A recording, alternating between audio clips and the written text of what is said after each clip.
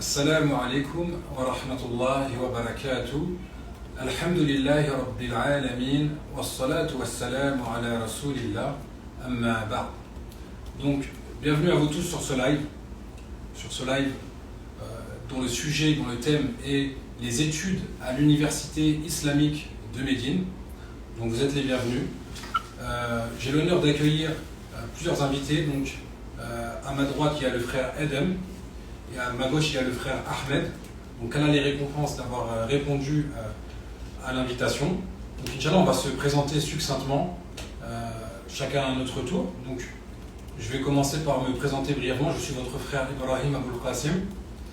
Donc, je fais partie de l'association Amana Jaza, association qui s'occupe notamment, elle a une branche qui s'occupe notamment d'accompagner les candidats qui souhaitent postuler à l'université islamique de Médine, et je fais partie aussi de la chaîne Apprendre l'Islam facilement. Donc, pour ma part, j'ai intégré l'université islamique de Médine en 2015, et par la grâce d'Allah Ta'ala, j'ai pu étudier à l'Institut de langue arabe, pour ceux qui ne parlent pas arabe lorsqu'ils arrivent à l'université. Ensuite, j'ai pu étudier au lycée, et enfin me voilà par la grâce d'Allah Ta'ala actuellement en faculté de Da'wa wa Usul ad-Din. Donc par rapport à ça, je pourrais essayer de vous apporter le maximum d'informations et de réponses possibles. Et n'hésitez pas à nous dire si vous nous entendez bien, Inch'Allah, dans le live. Et je vais laisser le frère Adam se présenter, Inch'Allah. Donc moi, je suis le frère Adam, comme le dit Ibrahim. Donc, je suis le frère Adam. Je suis rentré à l'université en même temps que le frère Ibrahim en 2015. Donc j'ai fait d'abord une licence à la faculté de Sheleva, la faculté de droit islamique. Et là, je suis actuellement en deuxième année de magistère dans la branche Tafsir et sciences du Coran. Barakallahu fik, Adam. Et je vais laisser le frère Ahmed se présenter, Inch'Allah. Donc moi, je suis le frère Ahmed de la page Waka. Alhamdulillah, ça fait environ 6 ans que je suis là, à peu près 6 ans et demi. Donc là, je suis à la fin de ma collège Sheleva, donc faculté de droit islamique, en dernière année. Alhamdulillah, donc on est 3 étudiants qui pourront essayer de vous apporter le maximum de réponses. Alors peut-être parmi vous des personnes qui aimeraient étudier à l'université islamique de Médine, ou peut-être même parfois des parents qui regardent le live, qui aimeraient inscrire leurs enfants. Donc on va commencer. Le but du live, donc le but, ça va être d'apporter des éléments de réponse. Donc on va voir pas mal de choses, Inch'Allah, notamment comment s'inscrire, les conditions, les documents à réunir. Par la suite, on va parler de l'université en elle-même, quel est son but, quelles sont les sciences qu'on étudie, quel est le cursus, quelles sont les facultés. Et après, on va voir d'autres choses par rapport à la vie en tant qu'étudiant, la vie à l'université islamique, la vie de l'étudiant, toutes les choses qui entourent la vie de l'étudiant à l'université islamique de Médine. Donc on vous laissera à certains moments l'occasion de poser des questions pour qu'on puisse vous répondre en fonction de nos connaissances et de notre vécu. Donc premièrement, on va commencer par présenter l'université islamique de Médine. Donc l'université islamique de Médine, qui se trouve en Arabie Saoudite, est une université qui a été fondée dans les années 1960. Donc le but de cette université, c'est de former des personnes, des étudiants, qui s'adressent bien sûr des étudiants hommes, de les former, de leur enseigner la religion authentique, et des étudiants de tous les pays du monde, pour ensuite que ces étudiants puissent retourner dans leur pays et enseigner l'islam aux personnes, aux habitants de leur pays. Donc l'université, bien sûr, avec le temps, elle a évolué. Au début, c'était une structure de taille modeste, et avec le temps, elle a grandi en surface, en capacité d'accueil, en bâtiment, en nombre d'élèves. Mais le but principal de cette université, c'est d'enseigner aux personnes, d'enseigner aux étudiants du monde entier l'islam authentique, le message de l'islam, pour pouvoir le répandre dans le monde entier. Donc bien sûr, depuis des décennies, il y a des milliers d'élèves qui ont été formés, qui ont été diplômés, qui ont pu retourner dans leur pays et enseigner l'islam afin que se transmette le message de l'islam. Alhamdulillah. Donc, on va maintenant parler des conditions pour pouvoir étudier à l'université islamique de Médine. Donc, premièrement, comme je l'ai dit, l'université est destinée aux hommes. Donc cette université-là n'accueille pas de femmes, n'accueille pas d'étudiantes, mais elle est réservée aux étudiants. Il y a d'autres universités, quelques universités en Arabie, qui accueillent des étudiantes, mais dans ce live, nous, on va se concentrer sur l'université islamique de Médine. Alors, pour les conditions, il faut avoir entre 17 et 25 ans pour pouvoir postuler. Il faut... Alors, là, j'en profite parce que certainement les questions vont venir. Si des personnes ont plus de 25 ans, souvent, elles vont poser la question, est-ce qu'on peut postuler, est-ce qu'on peut déposer une candidature? Il faut savoir qu'à l'époque, il y avait beaucoup d'exceptions. L'université faisait beaucoup d'exceptions pour des étudiants qui avaient dépassé l'âge. Mais c'est vrai qu'actuellement, les conditions sont un peu plus strictes, donc il y a moins de conditions. Il y a moins de conditions, donc si une personne se demande est-ce que je peux postuler après 25 ans, la réponse est oui, elle peut postuler, mais il faut savoir que les exceptions se font beaucoup plus rares.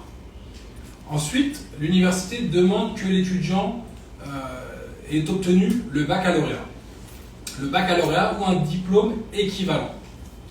Donc là, pareil, pour ceux qui n'ont pas le bac, par exemple, qui sont par exemple en première, en seconde ou en première, qui n'ont pas encore passé le bac, vous pouvez postuler avec un diplôme inférieur et lorsque vous aurez le bac, vous pourrez le faire parvenir à l'administration. Pareil pour des personnes qui n'ont pas eu le bac, qui ont dépassé, qui ne sont plus scolarisées au lycée et qui n'ont pas eu le bac, vous pouvez postuler avec un autre diplôme, par exemple un BEP ou un CAP, et l'université, en cas d'acceptation, vous pourrez rentrer à l'Institut de langue arabe pour une durée de 2 ans. Par contre, pour rentrer en faculté, l'université vous demandera le bac ou un équivalent. Donc ça peut être un bac que vous passez en France, que vous passez en candidat libre, ou même dans un autre pays, ou même un diplôme équivalent. Mais pour rentrer en faculté, il faudra vraiment avoir un bac ou un équivalent. C'est ce qui est demandé dans les conditions par l'université. Alors ça, c'est les conditions principales. Après, il y a d'autres documents qui sont demandés pour pour constituer le dossier de candidature. Parmi ces documents, l'université demande le passeport du postulant, elle demande l'acte de naissance, elle demande le certificat médical. Donc dans le certificat médical, le médecin va marquer que le candidat est en bonne santé et apte à étudier à l'université, simplement. Un casier judiciaire, donc vierge, sans mention, donc le casier judiciaire B3. L'université va demander aussi, donc comme on l'a dit, le bac ou un diplôme équivalent et le relevé de notes. Le relevé de notes du bac ou du diplôme équivalent. En plus de ça, il faudra fournir une photo d'identité et il faudra fournir 2 tezkiyat, donc 2 recommandations. Donc souvent on pose la question, qu'est-ce qu'une tezkiya, qu'est-ce qu'une recommandation? Eh bien, une tezkiya, c'est-à-dire c'est une recommandation, par exemple, de l'imam de la mosquée ou de l'enseignant qui va écrire, qui va s'adresser au directeur de l'université en recommandant le candidat de respectueux.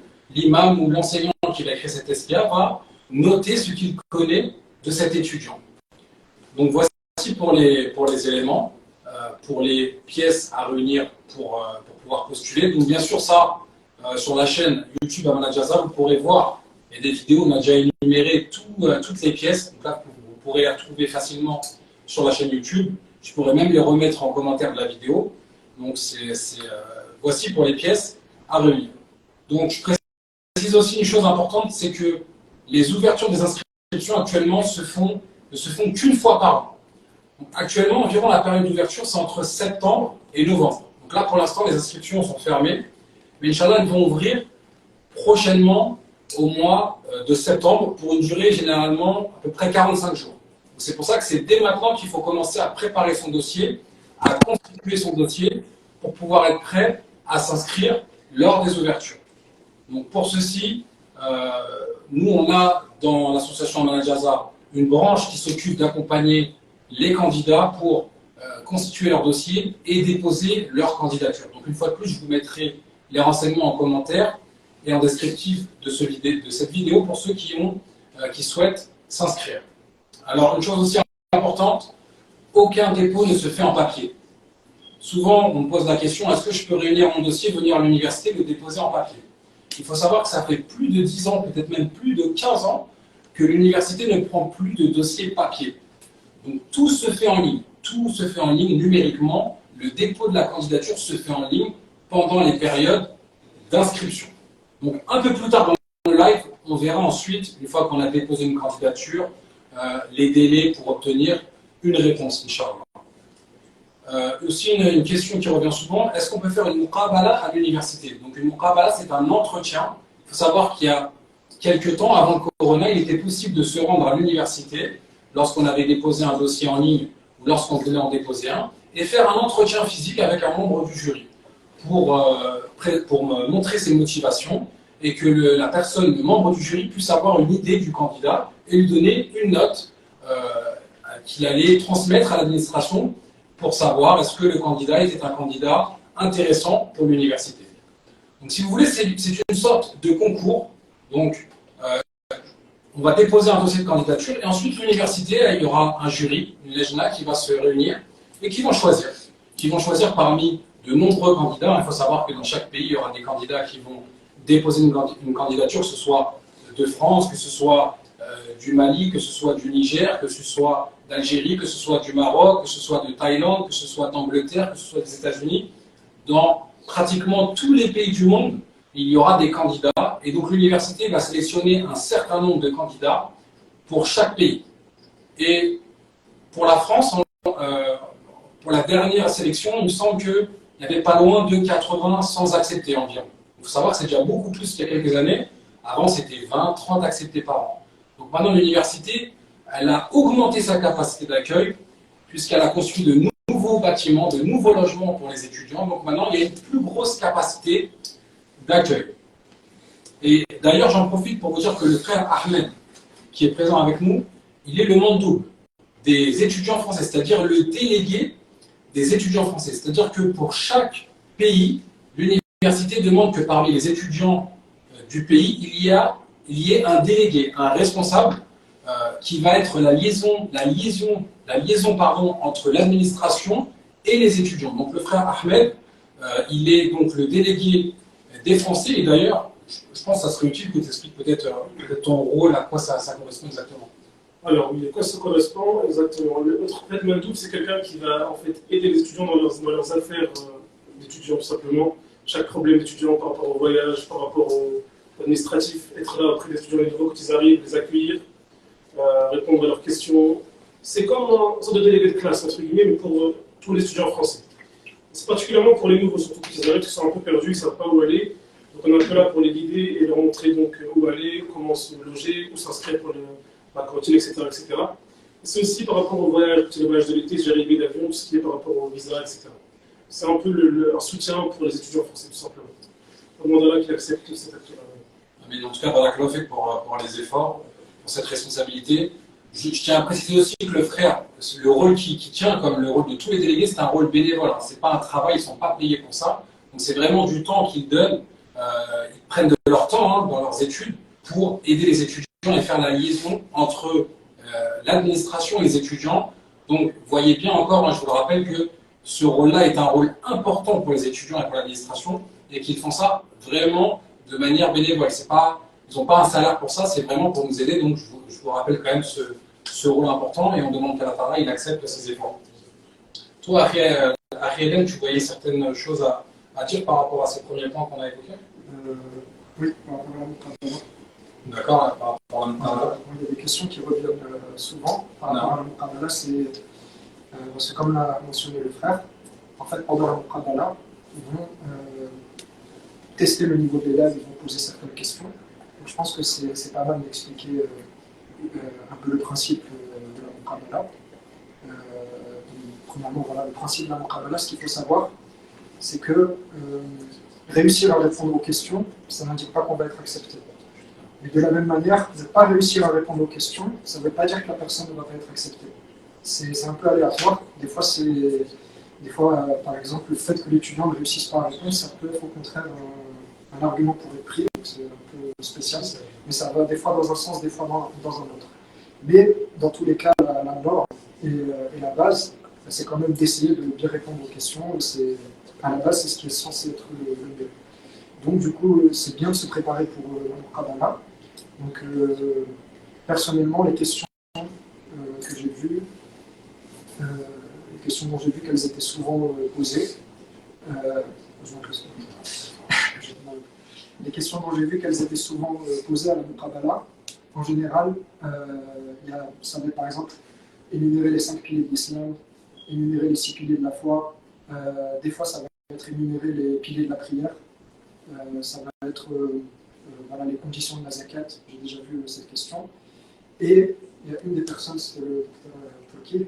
J'ai vu plusieurs fois examiner des élèves. Une question qui aimait bien, c'était énumérer les 6 livres de référence dans le hadith. Donc Al-Bukhari, Muslim, Abu Daoud, Tirmidhi, etc. C'est une question qui revenait beaucoup. Donc, ça peut être une. D'accord. Donc, le sang. Donc cette question-là sur les 6 livres de référence dans le hadith, ça peut être peut-être un plus pour le Muqabala.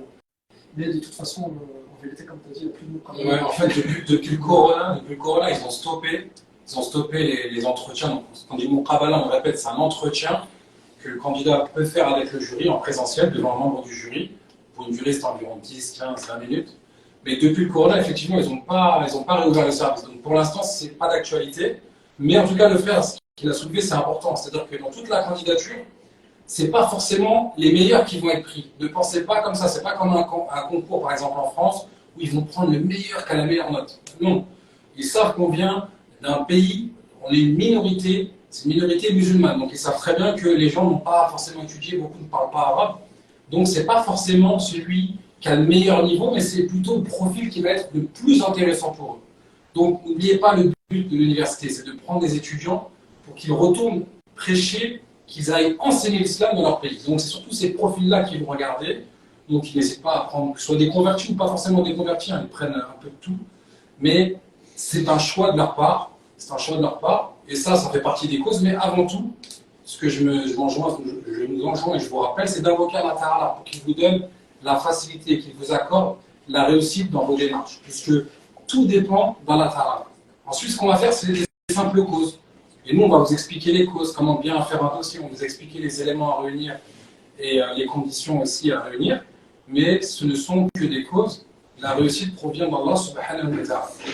Donc là, on a pas mal avancé, à part si tu voulais peut-être réagir encore mieux. Par rapport à théologie de l'université, et peut-être sur un verset du Coran, tu sais, le verset qui dit, je ne connais pas le verset, peut-être tu le connais, qui est un groupe de gens qui partent chez eux et appellent Allah. Exactement. Donc ça vient de ce verset-là, leur théologie. Exactement, dans le sens du verset, pourquoi de chaque communauté ne viendraient pas quelques personnes pour apprendre et ensuite retourner vers leur peuple et leur enseigner, dans le sens approximatif du verset.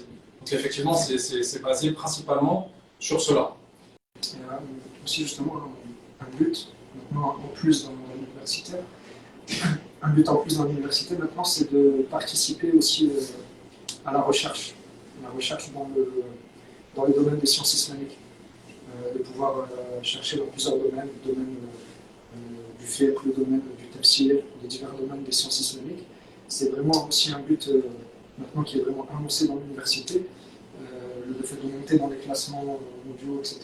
C'est-à-dire qu'à la base, l'objectif de base, c'était effectivement de former des gens qui vont être capables d'appeler à l'islam, mais petit à petit, l'ambition de l'université a grandi. Et donc maintenant, il y a aussi ce but-là qui est très présent. Et pourquoi j'insiste sur ce point? Parce qu'il faut savoir, on va y venir Inch'Allah plus tard, que maintenant l'université propose aussi vraiment des cursus qui permettent d'aller loin, d'aller jusqu'au master, d'aller jusqu'au doctorat. L'université aussi encourage beaucoup les étudiants à écrire des recherches qui sont publiées dans des revues scientifiques internationales. Voilà. L'université insiste beaucoup sur ça maintenant. Donc on peut considérer que c'est vraiment aussi un objectif à citer, un objectif qui fait vraiment partie des principaux objectifs de l'université. Exactement. Donc, effectivement, aussi, ce qu'il faut se rappeler aussi pour les éventuels futurs candidats, les frères qui nous regardent, qui ont envie de postuler, il faut savoir que, avant tout, pourquoi on va étudier? On va étudier pour sortir de son ignorance, pour nous-mêmes apprendre notre religion. Puisqu'en France, on est un pays de minorité musulmane. La plupart d'entre nous, soit des convertis ou même des gens issus de familles musulmanes, nous n'avons que très peu d'éducation musulmane. Donc, généralement, on a un niveau très faible. Donc le premier but, c'est d'apprendre pour nous-mêmes, pour sortir de notre ignorance. Ensuite, de mettre en pratique cela. Une fois qu'on l'a mis en pratique, Le propager, oui, mais le propager au début, c'est pas forcément un grand nombre. Le propager à sa famille, par exemple, à ses parents, à ses frères et ses sœurs, dans le cadre familial. Et ensuite, pourquoi pas pour celui à qui Allah Ta'ala va faciliter plus tard, mais ça, il ne faut pas le voir forcément comme un objectif premier et immédiat. Eh bien, la personne, dans plusieurs années, quand elle arrivera à un certain niveau, pourquoi pas le propager, à donner des cours dans sa mosquée, ou le propager à un plus grand nombre de personnes. Mais ça va dépendre de chaque personne en fonction de son évolution dans le cursus. Ça va peut-être prendre plus de temps pour certains que d'autres, mais n'oublions pas que l'objectif premier, c'est de sortir de son ignorance. Donc là, comme on a pas mal avancé dans le live, je vais demander aux frères Al-Mami ou Walid qui sont derrière l'écran s'il y a des questions sur le live. Si vous voyez des questions, à répondre, Inch'Allah. Alors on commence par répondre parce que simplement, il y a un commentaire qui revient beaucoup. Il va falloir que vous parliez plus fort. D'accord. Ils ne s'entendent pas sur le live. Alors on va essayer de parler vraiment le plus fort possible. Là, c'est bon. On va beaucoup se basculer sur le compte. D'accord. On va essayer de parler beaucoup plus fort. Comme en fait le micro il est directement sur le téléphone, donc on va essayer de parler le plus fort possible, Inch'Allah. Donc n'hésite pas à appeler Al-Mami s'il y a des questions, Inch'Allah.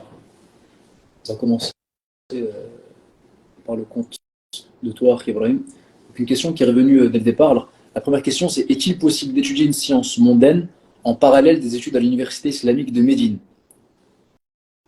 Donc je te laisse. Non. Ok. En fait, principalement l'université islamique de Médine, comme on va le voir après, elle contient des facultés religieuses. Donc pour apprendre des sciences religieuses. Maintenant, dans l'université, dans le campus, il y a certaines facultés de sciences profanes et de sciences mondaines, comme par exemple, je crois, il y a informatique ou il y a ingénierie. Ça, moi, en tout cas, personnellement, je n'y connais pas trop. C'est possible de faire ce cursus dans ces facultés-là, mais nous, dans ce live-là, on va plus se concentrer sur les facultés religieuses, Inch'Allah. Deuxième question, il y a des frères binationaux qui aimeraient savoir quelle nationalité privilégier lors de quand ils postuleront. Donc la nationalité, on va dire, d'un pays islamique. Ça dépend de quel pays il vient. Si c'est un pays, par exemple, le Mexique ou la Colombie, il sera tribunal, la garantie qu'il sera tribunal. Si c'est un pays où il y a beaucoup de musulmans, peut-être que le Maroc ou autre, ça dépend. En fait. Ça dépend du nombre de candidats, également l'âge qu'il a. Il y a toute une l'âge-là qui s'est fait en place pour choisir le bon étudiant. Il faut qu'il voit vraiment la société qu'il a, si c'est un pays qu'ils ont besoin d'accueillir ou pas. En franco-maghrébin, il devrait opter pour la nationalité française. Ça dépend. C'est vrai qu'il y a un paramètre important par rapport à ça. C'est que, comme on a dit, au gouvernement, c'est venu dans ce cité le frère Ibrahim. Quand on postule en tant que Français, dans le niveau qui est demandé religieusement, ils vont être moins exigeants. Il faut prendre en compte aussi que quelqu'un qui va postuler en tant que Marocain ou en tant qu'Algérien, il va faire face à des étudiants qui sont arabophones depuis qu'ils sont petits. Mais d'un côté, si cette personne est diplômée en France, il peut avoir peut-être un avantage sur les autres. C'est quelqu'un qui a avancé dans les études en France. Donc il faut peser le pour et le contre, c'est un peu du cas. Il y a plein de facteurs à prendre en compte. En tout cas, ce qu'il faut, pour résumer, une nationalité rare, comme il a dit le frère Ahmed, par exemple, quelqu'un, je donne un exemple, il vient du Pérou, il y a très peu d'étudiants péruviens. Donc l'université, si elle voit une candidature d'un étudiant péruvien, ils vont peut-être être deux, mais les élèves vont être pris. Par contre, en France, on est beaucoup à postuler, mais comme il l'a aussi évoqué, frère Adem, quelqu'un qui vient par exemple du Maroc, il y a beaucoup de Marocains aussi qui vont postuler. Donc peut-être, comme il y a beaucoup de Marocains, ils vont peut-être plus regarder le niveau comme ils viennent d'un pays musulman. Alors que de France, ils vont peut-être être plus indulgents. Donc effectivement, il y a plusieurs critères à prendre en compte. On va dire que c'est du cas par cas par rapport aux nationalités. Les convertis, ça faut savoir. Mais les ont plus de chances d'être pris. Dans le sens où c'est un Français converti d'origine française, ils vont plus choisir qu'un arabophone de France, ou un arabe maghrébin de France. Très bien. Donc, on a le frère Marwan donc, sur le compte de l'islam. Assalamu alaikum. Faut-il des connaissances requises sur la religion pour postuler à l'université islamique de Médine? Par exemple, connaître tant de surah, de hadith, de lecture de Coran. Barakallahu fikoum, qu'Allah vous récompense. Le plus fort possible, Inch'Allah. Non, en fait, pour être accepté, il n'y a pas de connaissances qui sont spécialement demandées. Juste, à l'époque où il y avait encore des entretiens, comme je l'ai mentionné, ça pouvait être un critère d'acceptation, ça pouvait être un critère de non-acceptation. Parce que j'ai déjà vu un frère qui a très bien réussi sa muqabala, et la personne lui a dit bon, ben, toi c'est parfait, tu n'as pas besoin d'être de l'université. T'as pas besoin d'étudier, parce que Donc, ça lui a porté préjudice. Mais en tout cas, pour l'acceptation elle-même, ça ne fait pas partie des conditions, des exigences. Au contraire, il y a tout qui est mis en place pour que la personne puisse apprendre de zéro. Voilà. Donc ça, c'est pour l'acceptation. Maintenant, pour pouvoir le mieux vivre possible ses études à l'université et pouvoir le mieux démarrer possible, bien sûr, ça, on va y venir, Inch'Allah, c'est parmi les conseils qu'on va donner, Inch'Allah. Bien sûr, le mieux, c'est de se préparer le plus possible. Ça va permettre d'aller le plus directement possible droit au but ici, de profiter des cours de l'université, des cours à la mosquée du prophète, etc. Voilà. Mais en tout cas, ce qui concerne l'acceptation, c'est pas forcément un critère. C'est-à-dire qu'il n'y a pas forcément de critère d'avoir un haut niveau religieux, un grand niveau dans l'arabe ou dans la mémorisation pour être pris, pour être accepté à l'université islamique. Justement, pourquoi? Parce que l'université, elle a mis en place un institut de langue arabe pour les non-locutifs. C'est-à-dire les gens, ils ne sont pas arabophones de naissance. Donc il y a un cursus, on va le voir après, de 2 ans, justement, qui a été mis en place pour ces étudiants-là. Ça veut dire que l'université accepte des débutants qui viennent de commencer dans la langue arabe. Mais comme il a dit le frère Adel, venir au moins, on va dire, je ne sais pas si on peut être d'accord sur ça, mais au moins savoir lire et écrire un minimum, connaître quelques mots, on va dire que ça serait vraiment le strict minimum. Parce que celui qui vient, qui a vraiment rien, il ne sait même pas lire et tout, il va vraiment partir de zéro, ou même de -2, on va dire. Mais ça, justement, on va en revenir à la fin du live, quand on va parler des acceptants, on va leur donner des conseils, et on pourra peut-être leur donner des conseils par rapport à ça. Est-ce que ça peut vérifier, s'ils ne sont pas là? Parce que moi, il y avait des chinois dans ma classe, des chinois qui étaient vraiment. Ils ont réussi à avancer. J'ai un frère français qu'on connaît tous les deux. Il est venu, il avait beaucoup de mal, j'y reviendrai, Inch'Allah. Il est reparti en Amérique. C'est pas vraiment. En tout cas, moi, par exemple, je peux vous donner mon exemple. Moi, quand je suis arrivé à l'université, je ne parlais pas arabe. Je savais un peu lire, un peu écrire, mais je ne parlais pas arabe. Et donc, j'ai commencé le niveau 1 à l'Institut de langue arabe. Alhamdulillah, par la grâce d'Allah Ta'ala. J'ai pu évoluer et apprendre. Mais on verra, on vous donnera des conseils justement pour avancer. D'accord. Ok. N'hésitez pas même à comme si tu voulais crier, comme s'il était mort. Tu peux le mettre là, si tu le mets là. D'accord. On a une autre question. Il y a une autre question, Mamie? Donc il y a des frères mariés qui aimeraient savoir si c'est possible pour eux de postuler et s'ils ont la possibilité de venir directement avec leur épouse. Si ils peuvent être acceptés quand même. Ça va être un détail, je pense. Ouais, ça va être un détail. Alors ça, on va répondre après parce qu'on va parler de ces thèmes-là vers la fin, donc on va répondre à ce moment-là. Là, est-ce qu'il reste une question par rapport aux conditions, aux documents pour postuler? S'il reste une ou deux questions, après on va enchaîner, Inch'Allah. Comme si tu t'adresses à quelqu'un. Ouais, parce que c'est vrai que c'est... Donc s'il y a une autre question, on la prend, sinon on enchaîne sur le live. Question qui est un peu en rapport avec le thème. Donc, il y a, dans le compte Apprendre l'islam facilement, il y a Yaliz qui nous dit: c'est possible de postuler auprès de plusieurs universités pour avoir plus de chances d'être pris ou pas? Donc la question, je la répète pour ceux qui n'ont pas entendu, on nous demande est-ce que c'est possible de postuler à plusieurs universités pour, on va dire, augmenter ses capacités d'être accepté. Donc c'est possible de postuler à plusieurs universités. Par contre, vous ne pourrez pas, après quand l'université vous accepte, vous ne pourrez pas aller aux autres. Il me semble que c'est la première qui t'accepte, c'est quelque chose comme ça. Là, j'ai le système de site web Study in Saudi, un truc comme ça. Maintenant, tu fais la demande sur le site de ce site-là et tu accèdes dans plusieurs universités et tu choisis celle que tu veux. D'accord. Donc c'est possible. C'est possible. Après, voilà. On va dire que selon les universités, parfois les conditions ou les documents demandés varient un petit peu, mais généralement, c'est sensiblement la même chose pour le dossier. C'est moi qui ai une question. Non, Ça peut éclairer les frères. le plus fort possible, Inch'Allah. Est-ce qu'il y a une université qui va être plus clémente dans les conditions, qui va plus facilement accepter? L'université de Médine, c'est beaucoup d'étudiants. Ça, c'est connu pour être celle qui en prend le plus. Donc à ce niveau-là, il y a plus de chances d'être pris. Après, d'autres universités prennent les étudiants aussi, mais beaucoup moins. Ouais. Il y a des universités comme notre là à Mecca, quand on dépasse l'âge, directement on ne peut pas s'inscrire. Alors l'université, elle, laisse la possibilité de s'inscrire à ceux qui dépassent et ont dépassé l'âge. Donc ça, il me semble que c'est une des seules qui le fait. Donc en gros, l'université C'est l'une des meilleures pour les frères. Donc on va poursuivre le live, Inch'Allah, la deuxième partie du live. Donc maintenant, on va présenter les différents niveaux de l'université islamique. Donc il y a l'Institut de langue arabe, ensuite il y a les facultés, et ensuite il y a les hautes études. Donc on va laisser les hautes études pour le frère Adem, comme il est en magistère. Tu préfères faire Je commence par l'Institut de langue arabe. Donc, le Ma'had, l'Institut de langue arabe, donc c'est, on va dire, le premier niveau pour celui, le candidat qui arrive à l'Université islamique de Médine, qui ne sait pas parler arabe, ou alors qui a un niveau qui n'est pas encore assez suffisant pour pouvoir intégrer une kulliya, c'est-à-dire une faculté. Donc, l'Institut de langue arabe, c'est un cursus de 2 ans. De 2 ans, avant c'était sur 4 niveaux, mais là ça a changé, puisque maintenant c'est plus des semestres, mais des trimestres. Donc maintenant, si je ne me trompe pas, c'est sur 6 niveaux. C'est ça, donc c'est sur 6 niveaux, répartis sur 2 années. Donc la première année, 3 niveaux, la deuxième année, les 3 autres niveaux.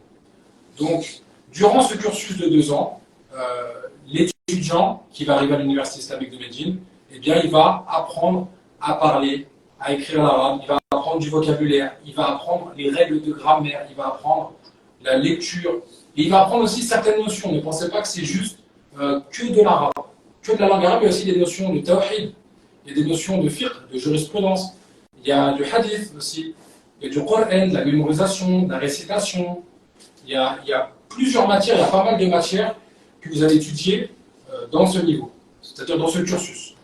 Alors, ce que je propose aussi, c'est que ceux par la suite qui veulent en connaître plus sur l'Institut de langue arabe, c'est que sur la chaîne Amana Jaza, on avait fait une vidéo où on expliquait plus en détail les matières étudiées à l'Institut de langue arabe.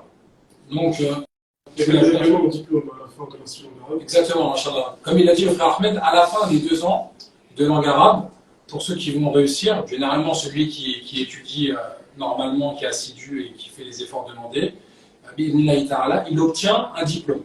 Une autre chose importante, c'est que selon le niveau du candidat, soit vous allez rentrer au premier niveau de l'Institut de langue arabe, ou alors vous allez rentrer peut-être au niveau 2, au niveau 3, au niveau 4, au niveau 5 ou au niveau 6. Selon votre niveau, mais ça on y reviendra après, on vous parlera justement du test d'évaluation, Inch'Allah.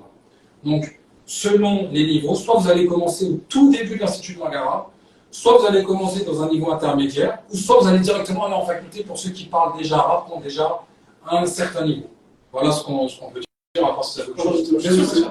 Alors, il ne faut pas se suffire de l'Institut de langue arabe. L'Institut de langue arabe ne suffit pas. Il faut également travailler de son côté, même avoir un propre particulier. Des fois, ça peut aider. J'ai des frères qui ont des nouveaux qui ont fait ça. Parce qu'en sur langue arabe, il y a beaucoup d'étudiants. Et si toi, tu es un peu en retard, ils ne vont pas se concentrer sur ton cas, d'autres étudiants. Donc, vraiment, il ne faut pas se suffire de cela. Tu veux autre chose à rajouter après? La pratique est très importante aussi. En fait, dans l'Institut de langue arabe, on va apprendre, voilà, ça va être plutôt de la théorie, mais en vérité, l'outil le plus puissant pour progresser en arabe, ça va être de pratiquer. Donc il faut impérativement pratiquer ce qu'on apprend à l'Institut. Et j'ai vu des frères qui avaient fait seulement l'Institut, qui s'étaient suffis de l'Institut, qui n'avaient pas fait de cursus à côté, mais du fait qu'ils pratiquaient beaucoup à l'extérieur et qu'ils essayaient de vraiment de pratiquer rigoureusement ce qu'ils apprenaient à l'Institut, c'est-à-dire qu'ils ne se mettaient pas à parler avec le dialecte d'ici, ils essaient vraiment de parler avec les phrases qu'ils apprenaient à l'Institut. Ça leur a permis de vraiment progresser. Donc c'est vraiment l'outil le plus puissant.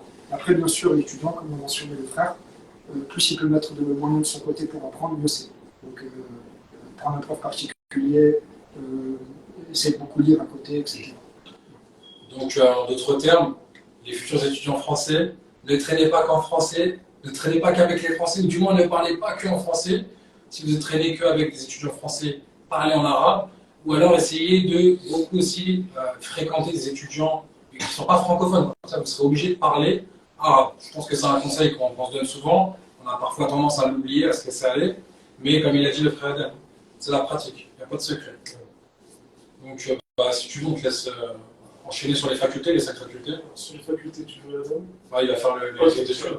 Alors, les facultés religieuses, on parle de la 5. Tout d'abord, la faculté de Sharia, de droit islamique, c'est la plus ancienne. Donc, elle a plus de 59 ans. Il faut savoir que c'est une faculté qui est très ancienne dans le grec. Et donc, elle se centre sur les études liées à la Sharia, au droit islamique, à la science du haram et du halal. Tout ce qui est haram, tout ce qui est halal dans l'achat, la vente, le mariage, le divorce, la prière, les ablutions, c'est construit sur cela. Ainsi qu'un peu sur le fait, etc. Là, ils ont ouvert également des branches de l'iqtisad islamique, donc de finance islamique, de commerce islamique dans la faculté de Sharia. Il y a également le droit, ce qui touche au droit de comment être un juge, au qada islamique. Il y a également la fac de Da'wa, qui est donc la fac du frère Ibrahim. c'est une fac qui est centrée sur la croyance. Donc ils étudient beaucoup sur ce qui est la croyance, Allah, les noms d'Allah, les attributs d'Allah, ainsi que les anges, les prophètes, le monde de l'invisible. Mais également les différentes sectes en islam et les différentes religions également. Puis en troisième place, il y a la faculté de hadith. La faculté machallah qui est centrée sur la science du hadith. Ils vont apprendre donc fiqh sunnah, donc comment apprendre la jurisprudence par les hadiths, mais également ce qui touche au ilm al-rijal, donc comment juger un hadith par son authenticité ou son authenticité, c'est vraiment lié au hadith. Et également la fac de Coran, là où le frère Adam est aujourd'hui, c'est donc lié au Coran, simplement par Allah subhanahu wa ta'ala. Il va apprendre surtout les différentes qira'at, les différentes récitations du Coran, mais également la science du tafsir, l'exégèse coranique, etc., etc. Puis en dernier, il y a la faculté de langue arabe, qui est faculté donc, clairement par la langue arabe, la grammaire arabe, la lexicologie, tout ce qui touche à la science de la conjugaison, pour ceux qui aiment la langue arabe. Voilà. Si on peut juste rajouter que pour la faculté de Coran, la faculté du Noble Coran, pour pouvoir intégrer cette université-là, il faut avoir mémorisé le Noble Coran en entier. Donc là, il faut vraiment, c'est une condition. Donc ceux qui n'ont pas mémorisé le Coran entier ne peuvent pas s'inscrire, ne peuvent pas intégrer cette université-là. Je pense que cette faculté-là. Oui, c'est la faculté pour tout le monde. Pour tout le monde. Puis dans les 5 facultés, comme l'a très bien présenté le frère Ahmed, qui a la récompense, celle de Coran, pour pouvoir l'intégrer, il faut avoir mémorisé le Noble Coran. Vous voulez quelque chose? Je vais juste rajouter un point important. Il faut savoir, c'est que ce que le frère a cité, c'est les spécialités de chaque faculté. Mais en vérité, dans chaque faculté, on va étudier un peu toutes les sciences. C'est juste que ce qui va permettre de différencier une faculté d'une autre, c'est le fait de mettre l'accent sur une de ces sciences. Et par exemple, la jurisprudence, les fondements de la jurisprudence, ça va être étudié dans toutes les facultés. La croyance, ça va être étudié dans toutes les facultés. Le tafsir, etc. Mais juste la différence, c'est que dans chaque faculté, on va mettre l'accent sur une spécialité en particulier. Mais sinon, un étudiant qui intègre n'importe laquelle des facultés, Inch'Allah, il aura vu un peu de toutes les sciences islamiques. Il aura appris, Inch'Allah, ce qui lui suffit, s'il est sérieux, s'il travaille bien, s'il fait ce qu'il faut à côté pour se renforcer. Il aura appris, Inch'Allah, ce qu'il lui faut dans chaque science pour avoir une bonne base. Donc, du coup, le frère, machallah, très très bien, tu as vraiment parlé d'un bon point. C'est vrai que certains peuvent penser que je vais en faculté de Da'wa et au Souletin, c'est-à-dire la prédication et les fondements de la religion, je ne vais pas faire de fiqh ou de hadith. Non, tu vas faire aussi du fiqh, tu vas faire du hadith, tu vas aussi mémoriser du Coran. Sauf que, comme l'a dit le frère, c'est une spécialité. Et là, j'en viens à quelque chose aussi d'important. Comment choisir sa faculté? Puisque après les 2 ans d'institut de langue arabe, vous allez être amené à faire un choix. Donc, vous allez choisir parmi une des 5 facultés. Donc, déjà, ceux qui n'ont pas mémorisé le Noble Coran en entier, vous ne pourrez pas prétendre à la faculté de Coran. Mais par contre, pour les 4 autres facultés, vous pourrez choisir. Donc là, ça sera en fonction de votre désir. Là, si vous avez envie, ça vous plaît, cette spécialité, vous avez envie d'approfondir une spécialité, en fonction aussi de votre capacité, parce qu'il y a certaines facultés où il y a beaucoup de mémorisation. Donc celui qui a peu de mémoire peut être s'orienter vers une faculté où il demande moins de mémorisation. Et également aussi regarder le pays dont vous venez. Si vous venez d'un pays, par exemple, où ils font beaucoup de shirk, où il y a beaucoup de choses comme ça, peut-être vous allez plus vous spécialiser dans la da'wa, dans l'appel, dans la prédication. Mais pas forcément que, ça peut être aussi très bien se spécialiser dans le fiqh ou alors dans le hadith. Ça aussi, c'est des choses qu'on regarde surtout en fonction des besoins du pays. Voici pour les 3 éléments que j'ai rappelés, à part si vous voyez d'autres choses aussi. Justement, c'est très important dans le fiqh par rapport au choix des facultés. En tout cas, s'il y a un point à retenir, c'est qu'il n'y a pas de... C'est bien le frère en fait a cité plusieurs critères. Donc il faut vraiment retenir qu'il n'y a pas un seul critère. On ne peut pas dire par exemple, moi je veux aller dans la faculté de Da'wa parce que c'est la faculté qui va traiter du sujet de la croyance, et la croyance c'est la base, c'est le plus important, donc il faut qu'on aille tous en Da'wa. Il faut vraiment regarder plusieurs paramètres. Parmi les paramètres qui vont être importants à prendre en compte, c'est aussi, est-ce que cette science-là, la science... qui va être la spécialité de telle ou telle faculté, est-ce que c'est une science que je trouve facilement à l'extérieur? Parce que, comme vous savez, il y a des cours à l'extérieur dans la mosquée du prophète, dans les différentes mosquées, et ça, c'est très important de le prendre en compte, parce que, par exemple, quelqu'un, comme il a dit le frère, et en vérité, c'est quelque chose qui va tous nous concerner, la croyance, ça va être un sujet très important. Mais, il faut savoir que, du fait que la croyance, c'est un sujet très important, alhamdoulilah, ici, dans les mosquées, dans les différents cours, l'accent est souvent mis justement sur la croyance. Donc ça peut valoir le coup de se dire, certes la croyance est importante, mais je n'ai pas forcément besoin d'aller dans la faculté spécialisée dans la croyance pour correctement l'étudier, parce que je trouverai toujours des cours. Alors que, par exemple, ce que je vais étudier en faculté de Sharia, par exemple, le fait d'étudier en détail usul al-fiqh, les fondements de la jurisprudence, ce n'est pas quelque chose qu'on trouve partout. De même, ce que je vais trouver en faculté de hadith, le fait de se spécialiser, de pouvoir pratiquer les sciences du hadith, de le faire d'une manière, d'une manière pratique, c'est-à-dire que je vais pouvoir appliquer la science du hadith et être corrigé par un professeur, etc. Ça, c'est pas quelque chose aussi qu'on va pouvoir trouver partout. Donc ça, c'est un critère très important à prendre en compte. Il ne faut pas raisonner juste en se disant, comme telle science est plus importante, alors automatiquement, c'est cette faculté qui est plus importante. Il faut regarder par rapport au fait qu'on trouve cette science ailleurs, il faut regarder, comme a dit le frère, par rapport à sa capacité, il faut regarder par rapport à plusieurs critères. Surtout quelque chose qui vous plaît. Surtout vraiment une spécialité qui va vous plaire, parce que c'est un cursus de 4 ans, la faculté. Donc, 4 ans d'études, la spécialité, il faut vraiment qu'elle vous plaise, qu'elle vous donne envie. Sinon, ça va être dur de se réveiller chaque matin pour aller étudier. Du coup, à l'issue du cursus des 4 ans de faculté, donc l'étudiant, s'il réussit son cursus, il obtient une licence, donc il obtient son diplôme, et à l'issue, il peut postuler pour intégrer les hautes études. Et là, justement, Adem, on va te s'expliquer, comme toi, tu as atteint ce stade-là des études du magistère. Si tu veux nous expliquer un peu à quoi ça consiste, le magistère, le doctorat, Inch'Allah, concernant les hautes études, donc on va avoir 3 types de cursus. On va avoir le niveau master, on va avoir ensuite le niveau doctorat, et on va avoir à côté de ça le niveau diplôme. Le niveau diplôme, en fait, je vais commencer par le plus simple. Le niveau diplôme, c'est 1 an de plus qui nous permet de compléter un bac plus 5. Puisque le cursus de licence, c'est 4 ans. La personne qui fait ensuite 1 an de diplôme, ça lui fait un bac plus 5. Donc, dans plusieurs pays, ça équivaut à un master. Parce que dans plusieurs pays, si on prend, je ne sais pas, les études islamiques au Maroc, par exemple, ils font 3 ans de licence et 2 ans de master. Donc, quelqu'un qui vient qui termine le niveau diplôme de 1 an après ses études, s'il va au Maroc, il peut intégrer directement un cursus de doctorat, puisqu'il est considéré comme ayant obtenu un master. Voilà, ça c'est le premier cursus. Le deuxième cursus, c'est le master. Donc le master, il va avoir une durée.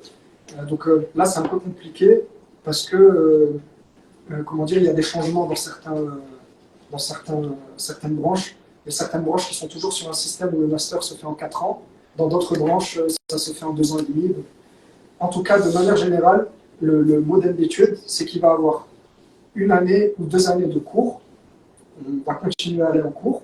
Par contre, les cours, là, ça va plus être comme en licence. Ça va être des cours où on va vraiment approfondir un sujet en particulier. Je vais parler, Inch'Allah, après vite fait des différentes spécialités. Mais en master, en fait, contrairement à la licence où, comme on l'avait dit avant, on va avoir vraiment plusieurs sujets et se spécialiser dans une chose, en master, là, on va vraiment se spécialiser sur un seul sujet, sur une seule science. Et bien sûr, il y a beaucoup de sciences qui vont avoir ensuite beaucoup de branches. Mais là où je veux en venir, c'est qu'on va vraiment rester dans une spécialité. Donc les cours en master, ça va être, la première différence, c'est que c'est focalisé sur une spécialité. La deuxième différence, c'est que ça va être beaucoup plus focalisé sur les efforts de l'élève. C'est-à-dire qu'on va demander beaucoup de recherche à l'élève, il va avoir aussi beaucoup de débats en classe, etc. Voilà, c'est un modèle d'étude qui est différent. Donc en master, on va avoir d'abord 1 année ou 2 années de cours, d'accord? Comme j'ai dit, ça dépend de la branche. Et ensuite, on va avoir un mémoire à rendre, voire même une thèse dans certaines branches. Comme j'ai dit, certaines branches vont demander une thèse, donc la personne va avoir 3 ans pour écrire sa thèse. D'autres vont demander seulement un mémoire, ça dépend. Mais globalement, le master, c'est de 2 à 4 ans en fonction des branches. Et globalement, comme j'ai dit, il va y avoir une partie cours, et ensuite une partie recherche, où l'étudiant va être libre, il n'aura plus à aller en cours, il n'aura plus, voilà, mais il aura juste à gérer son temps pour pouvoir terminer sa recherche à temps, que ce soit un mémoire ou une thèse. Donc ça, c'est le master. Et le doctorat, donc ça se fait après le master. Et le doctorat, c'est le même modèle que le master, c'est-à-dire qu'on a d'abord des cours, et ensuite, on a un projet de recherche. Mais là, par contre, c'est unifié, ça va toujours être une thèse, parce que pour un doctorat, il faut vraiment faire une thèse. Voilà, en résumé. Donc, on a vu les différents cursus, les différents niveaux d'études. Donc il y avait aussi, à l'époque, il y avait aussi le niveau du lycée, comme je vous avez dit, moi je suis passé par le lycée, mais là depuis 2-3 ans, ils ont arrêté maintenant. C'est-à-dire qu'avant, quelqu'un qui venait, par exemple, comme c'était mon cas, quelqu'un qui n'avait pas le bac, il faisait 2 ans à l'Institut de langue arabe, ensuite il avait l'opportunité de passer par le lycée, avec les autres étudiants en saoudien, les autres lycéens saoudiens, de passer le bac, ensuite d'aller en faculté, ensuite d'aller en magistère s'il était pris au concours, et ensuite en doctorat. Donc on arrivait à des niveaux d'études parfois qui montaient à 15 ou 18 ans même, pour certains. Donc, comme notre but en général, c'est de rester le plus possible. voilà, généralement, C'était pas plus les personnes, plus les étudiants peuvent rester longtemps, plus c'est profitable. Après, on verra après que bien sûr, il y a beaucoup de critères qui rentrent en compte. Donc on va essayer d'avancer un peu dans le live pour pas prendre du retard. Juste un petit point que je voulais rajouter, c'est pour la fac de jurisprudence donc de Sharia, ils ont fait le fiqh hanbalite. Ça, c'est un point à rajouter dans le sens pour ceux qui viennent des pays non hanbalites, tels que le Maghreb. Là, ça va revenir. Oui, c'est pratiquement sûr. pratiquement sûr. Ouais. Parce qu'en fait, l'ancien cursus, donc, par exemple le cursus que j'avais fait moi à l'époque quand j'étais en licence, en faculté de Sharia, on étudiait la jurisprudence comparée. Donc on voyait les différentes écoles, on se contentait des principales questions du fait, mais on les voyait de manière comparative, on comparait les différentes écoles. Ensuite, ils sont passés à un nouveau programme, donc c'est le programme qu'a fait le frère Ahmed. Et donc là, comme il a dit, ils sont concentrés sur une école. Par contre, ils ont vu les questions du fait avec plus de détails, mais en se concentrant sur l'école, sur le madhab de l'imam Ahmed. Voilà. Et là, maintenant, apparemment, ils vont repasser sur le modèle de la jurisprudence comparée. Et le meilleur des deux, alors, ça dépend du point de vue. Mais... C'est pas le sujet. Ouais. Sinon, là, il va durer trop longtemps. Donc, on continue sur le sort du live, Inch'Allah. Donc, on va parler un peu d'une journée type à l'Université islamique de Médine. Donc, pour résumer, la plupart des cours ont lieu le matin. Après, il y a aussi des cours l'après-midi, mais la plupart des cours ont lieu le matin. Donc, généralement, comment ça fonctionne, c'est que l'étudiant il va se réveiller le matin au Fajr pour aller faire la prière en groupe à la mosquée. Après le Fajr, certains, par exemple, ils vont rester à la mosquée pour lire le Coran, pour mémoriser le Coran. D'autres, après, ils vont aller prendre leur petit déjeuner au réfectoire de l'université. Et ensuite, les cours, ils vont commencer. Donc, ils commencent à quelle heure, vous, les cours c'est à 8 heures Moi, c'est à 8 heures. 8 heures, bon, c'est ça, 8 heures. Donc, la plupart des élèves commencent à 8 heures le matin et finissent à peu près vers 12h30, comme ça, 12h30, 12h40, ou 13 heures. Donc, environ, on va dire à peu près jusqu'au soir. Donc, ils ont cours que le matin, ça c'est important aussi. Quand on a cours que le matin, ou ceux qui ont cours l'après-midi, ils ont cours que l'après-midi. Ou alors, bon, des fois, on échange l'emploi du temps, ils ont des heures le matin, l'après-midi, mais généralement, lorsque l'emploi du temps tombe, c'est soit que le matin, soit que l'après-midi. Après, si l'étudiant veut changer des heures en faculté, il peut changer son planning. Donc après, voilà, après la journée de cours, l'étudiant, il est libre l'après-midi. Hein, donc généralement, certains ils vont faire une sieste entre le vol et la race, ils vont faire une petite sieste. Et après, l'après-midi, il y en a qui peuvent se rendre au Masjid Nabawi pour suivre les cours des savants. Parce que comme on le disait, hein, là c'est un cursus académique, mais il y a de très nombreux cours de savants disponibles, que ce soit dans le Masjid Nabawi et même d'autres mosquées de la ville. C'est une ville où il y a beaucoup de savants, il y a beaucoup de sciences, il y a beaucoup d'assises profitables. Donc la personne peut suivre des cours, peut suivre un programme. La personne aussi peut prendre des cours de Coran aussi au Masjid Nabawi. Hein. Il y a des cercles de sciences pour apprendre le Coran ou d'autres, des moutounes par exemple. Donc voilà à peu près, hein, j'ai résumé brièvement une journée type. Je ne sais pas si vous voyez autre chose à rajouter.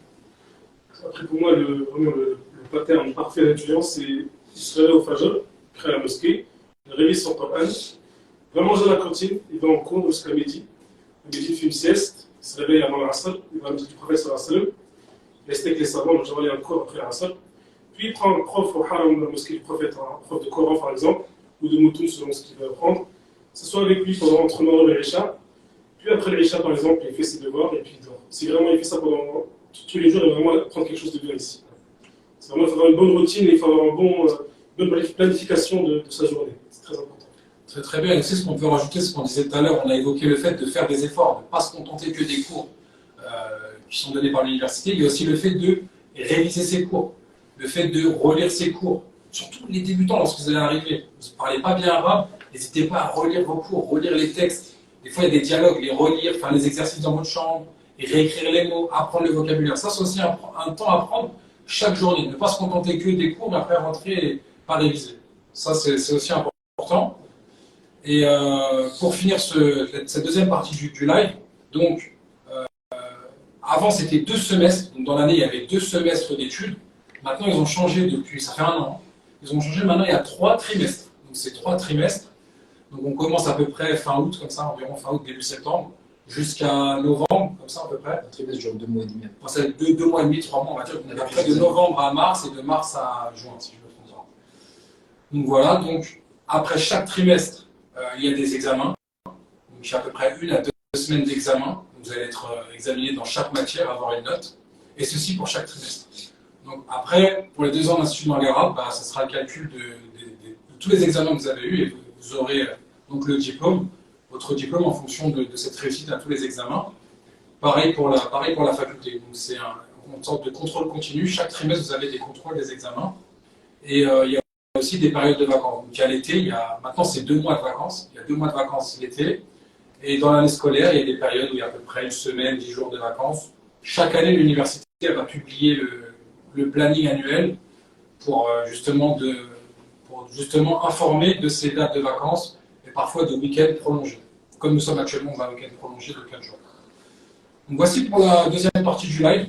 Donc on va répondre à quelques questions, puis après on va enchaîner pour pas que ça soit trop long, Inch'Allah. S'il y a des questions sur le live. Des questions qui sont propres à ce que vous venez de dire, des questions par rapport aux différents niveaux là, de l'université et à la journée type, par exemple, ou les vacances, des choses comme ça. En attendant, il y a une question qui revient souvent, c'est au niveau de la Teskia, de recommandation, est-ce que celle-ci est obligatoire ou non? Elle est beaucoup revenue, et concernant le CAP, est-ce qu'on peut postuler avec un CAP ou non, et est-ce qu'un mauvais dossier scolaire peut impacter notre candidature ou non? Alors, pour répondre à la première question, la Teskia, voilà, donc la Teskia, la recommandation, c'est une pièce obligatoire. Pourquoi? L'université va recevoir une candidature. Elle ne connaît pas le candidat, elle ne sait pas à qui elle a affaire. Donc, elle veut s'assurer de la bonne moralité du candidat. Pour cela, elle va exiger une recommandation de l'imam de la mosquée ou d'un de ses enseignants. Ce n'est pas forcément une mosquée. Ça peut être un institut, ça peut être une association musulmane, on va dire une autorité, une structure qui va délivrer ce document en recommandant le candidat. Donc, ça peut arriver parfois, j'ai des candidats qui me disent « j'arrive pas à obtenir une teskia, telle mosquée ne veut pas me donner, ils ne veulent pas que j'aille étudier à l'université de Médine ». Donc, essayez de voir avec un institut, par exemple, si vous faites des cours, même des cours en ligne, des cours d'arabe, des cours de Qur'an, si vous connaissez une personne qui a une association musulmane et qui peut vous recommander. Donc, on va dire que le choix est assez large. Et Inch'Allah, vous allez trouver des personnes qui vous connaissent et qui vont accepter de vous faire ce document. Et n'oubliez pas que ceux qui vont faire ce document, eh bien, ils auront une grande part de récompense dans vos études bénéfiques par cette cause. Et justement, s'il y a un point à rajouter, c'est justement en fait les personnes qui vont faire la tesquila, il faut qu'ils sachent que ça les engage. Parce que ça peut être, comment dire, une personne peut avoir un peu de mal à faire une tesquila pour quelqu'un parce qu'elle peut se dire, bon, ça veut dire que je témoigne, que c'est vraiment quelqu'un de bien. Non, si, je ne sais pas s'il y a des gens qui ont des instituts, ou qui sont même dans une mosquée, ou qui ont un rôle dans une mosquée, vraiment n'hésitez pas à faire la tesquila pour la personne, parce que, cette tesquila, c'est un témoignage sur ce que vous voyez. D'accord? Si vous savez d'autre part que c'est une personne qui est mauvaise, bien sûr, pas aller plus loin. Ce que je veux dire, c'est que l'université vous demande juste de témoigner ce que vous voyez. Donc si par exemple, la personne écrit juste « je témoigne que cette personne fait ses 5 prières », elle est motivée, par exemple, elle est motivée. Voilà, elle est motivée. Ou alors si c'est quelqu'un, par exemple dans le cadre d'un institut, le professeur dit « j'ai étudié tel et tel livre avec l'étudiant », ça suffit. La personne dit là, ça tesquila.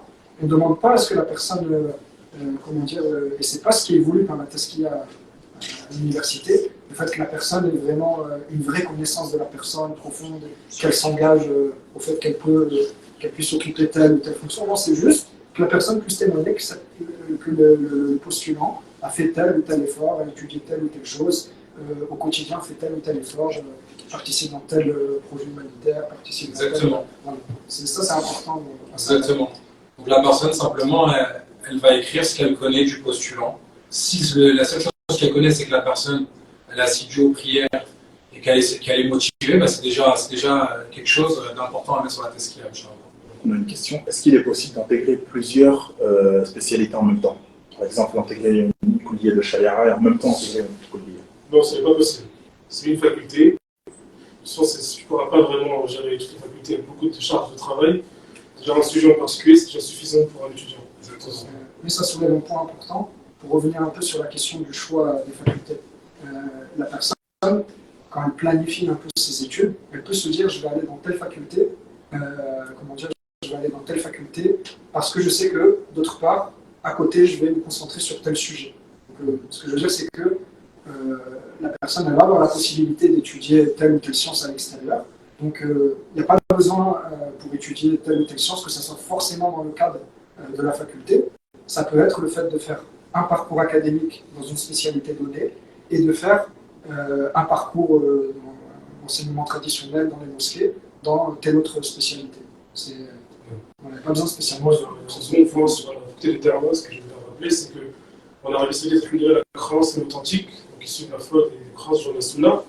Et c'est pas partout dans le monde musulman pareil. Donc, pendant une faculté qui apprend la croyance authentique, c'est très rare à trouver. C'est pour ça la fac de droit de Darwa, c'est une fac à ne pas négliger. Donc, et aussi, donc pour bien, comme il a dit le frère, par rapport à la faculté, vous pouvez en faire qu'une seule. Et même si vous finissez la faculté, vous ne pouvez pas après en faire une deuxième. C'est un cursus de 4 ans, où vous choisissez une faculté parmi les 5. Mais voilà, pour répondre à la question, comme il a dit le frère, on ne peut pas en faire deux en même temps, ou une et ensuite la deuxième. Et juste un point, on a cité les spécialités de Darwa, une spécialité qui est très séduisante, qu'on n'a pas citée, c'est la Sierra.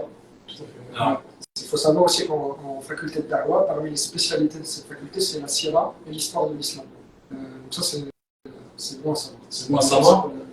Aussi pour la précision, même si on le voit un peu plus brièvement, à l'Institut de langue arabe aussi, on va voir aussi la biographie du prophète sallallahu. De toute façon, comme j'ai dit, dans tous les cursus, on va avoir une matière Sierra, une matière histoire islamique. Mais ce que je veux dire, c'est qu'en tant que spécialité, en faculté de Darwa, vous faites vraiment beaucoup plus de Sierra. On a une question. Est-ce qu'il est possible de postuler avec autre que le baccalauréat? Par exemple, en certificat de scolarité ou en CAP ou autre? Donc on répète la question. Hein. Est-ce qu'il est possible de postuler avec un autre diplôme que le bac? Oui, c'est possible. Donc, en premier lieu, si c'est un équivalent. Si c'est un autre diplôme, mais il est équivalent au bac, dans son niveau de catégorisation, donc c'est possible, c'est accepté, à condition que ce soit la même valeur. Après, vous pouvez postuler avec un diplôme inférieur, comme je l'ai dit, mais de base, l'université demande un bac. Donc, si vous mettez un diplôme inférieur, il y a une condition que vous n'allez plus remplir. Donc, l'université, elle peut quand même faire une exception, mais comme je dis, ce n'est pas automatique. Et cette exception-là, elle sera juste pour les 2 ans de langue arabe. Après, pour intégrer la faculté, il faudra passer un bac. Donc, soit passer un bac en candidat libre en France, ou soit passer un équivalent, ou soit même dans un autre pays. Pas forcément en France. Ça peut être quelqu'un, par exemple, je ne sais pas moi, il va en Angleterre, il passe l'équivalent d'un bac, ou quelqu'un, il va au Maroc, ou en Tunisie, ou je ne sais où. S'il a un bac, un équivalent, ça sera accepté, Inch'Allah. Donc je pense qu'on on poursuit, Inch'Allah. Donc on va poursuivre sur la 3e partie du live.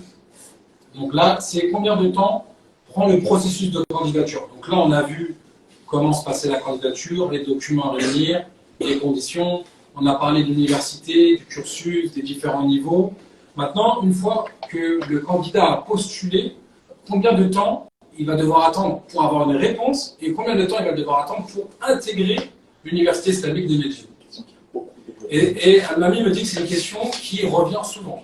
Donc déjà, très bonne nouvelle à vous, sachez que le règlement, le système a changé.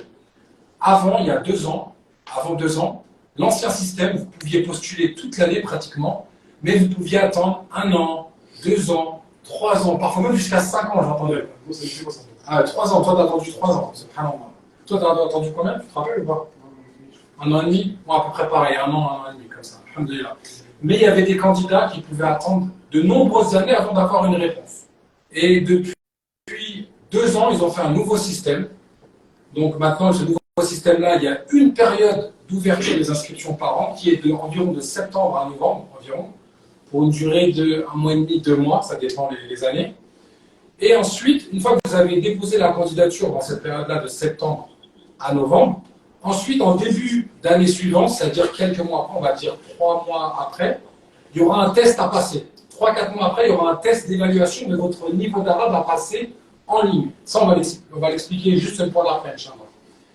Et après, vous allez voir que lorsque vous aurez déposé la candidature, vous aurez un numéro de candidature que vous pourrez consulter sur le site de l'université pour suivre le statut, pour suivre l'évolution de votre candidature. Et donc, la candidature va évoluer. Certains candidats vont voir leur candidature refusée. L'université ne va pas expliquer pourquoi elle refuse la candidature, mais il y aura certains qui vont avoir la candidature refusée et d'autres qui vont avoir une candidature apte à passer l'entretien d'évaluation, enfin plutôt le test d'évaluation de langue arabe. Et par la suite, lorsqu'ils auront passé le test d'évaluation de langue arabe, ils auront pour certains le statut en accepté, en attente d'acceptation finale. Donc ce statut-là, ça veut dire que l'université a accepté votre dossier, elle retient votre candidature, mais il faut maintenant que le ministère valide votre acceptation. Donc le ministère, il va faire une enquête, voir si, par exemple, il n'y a pas de problème avec la justice. Généralement, quand vous avez atteint ce point-là, c'est qu'une question de patience par la suite. Donc là, je pense que ça va faire plaisir à certains qui regardent le live qui sont dans ce statut-là. Donc là, vous facilite l'acceptation. Donc généralement, à ce moment-là, le dossier il part au ministère, il regarde et Inch'Allah, il le valide. Une fois que c'est validé, vous allez avoir la réponse. Là, regardez, on est au mois de mai. Ceux qui ont postulé en septembre-octobre, là, il y a déjà pas mal qui ont eu le statut en attente d'acceptation finale. Donc regardez, ils sont pratiquement à la fin. Donc là, Inch'Allah, peut-être d'ici un mois ou deux, peut-être, ils vont avoir les résultats définitifs. Donc on espère peut-être d'ici juillet-août, ils auront les résultats définitifs pour la rentrée de début septembre, Inch'Allah. Donc voilà pour expliquer ce point-là, le traitement du dossier et les résultats. Donc, pour résumer, c'est beaucoup plus rapide qu'avant. Vous avez vu qu'en quelques mois, vous avez les réponses. On va dire entre 8 mois, comme ça environ, 8 mois plus ou moins, donc c'est beaucoup plus rapide qu'avant. Et vous avez la possibilité de postuler chaque année. C'est-à-dire celui qui a été refusé, il peut postuler l'année suivante. Et parfois, des gens ont des dossiers complets, ne sont pas acceptés. Donc, c'est des causes. Je vous le rappelle, c'est des causes. L'université va faire un choix. C'est un jury, ils vont se réunir. Ils vont faire un choix parmi les dossiers qu'ils vont étudier. Il se peut qu'une personne ait un dossier complet et qu'elle soit acceptée ou non acceptée. Il se peut qu'une personne, il lui manque, par exemple, elle n'a pas le bac, elle a le CAP, qu'elle soit acceptée. Il se peut qu'une personne, elle ait dépassé un peu, elle ait 26 ans, elle a 26 ans et qu'elle soit acceptée ou non. Donc tout ça, c'est un choix du jury. Et je vous dis, tout ça, c'est des causes. Avant tout, invoquez Allah Ta'ala en premier lieu, car c'est lui qui va faire que vous soyez accepté ou pas. Le reste, ensuite, c'est que des causes. Donc surtout, à Allah Subhanahu wa Ta'ala, invoquez-le, demandez-lui la réussite, et celui dans son qadar, dans son destin, c'est écrit qu'il sera accepté, il sera accepté. Celui qui n'est pas accepté, il sera récompensé pour ses efforts, il sera récompensé pour sa niyyah, c'est-à-dire pour son intention, pour les causes qu'il a fait pour pouvoir étudier. Et Inch'Allah, il pourra étudier peut-être dans d'autres pays. Inch'Allah, il pourra peut-être aller dans d'autres pays pour étudier l'arabe et la science religieuse, par exemple dans d'autres instituts ou auprès d'autres savants dans d'autres pays du monde, Inch'Allah Ta'ala. Donc ça nous amène au deuxième point, le test d'évaluation ACFA. Donc qu'est-ce que c'est que ce test d'évaluation? Ça c'est nouveau, ça fait deux ans à peu près, je crois qu'ils l'ont mis en place. Avant, comment ça se passait? Lorsque le candidat était accepté, lorsqu'il arrivait à Médine, dans les premiers jours, il allait voir une personne de l'administration. La personne de l'administration lui posait 2-3 questions pour évaluer son niveau d'arabe et lui disait, bon, toi tu vas au premier niveau, toi tu vas au troisième niveau d'institut de langue arabe, toi tu parles bien arabe, tu vas en faculté. Donc, avant, c'était à peu près comme ça.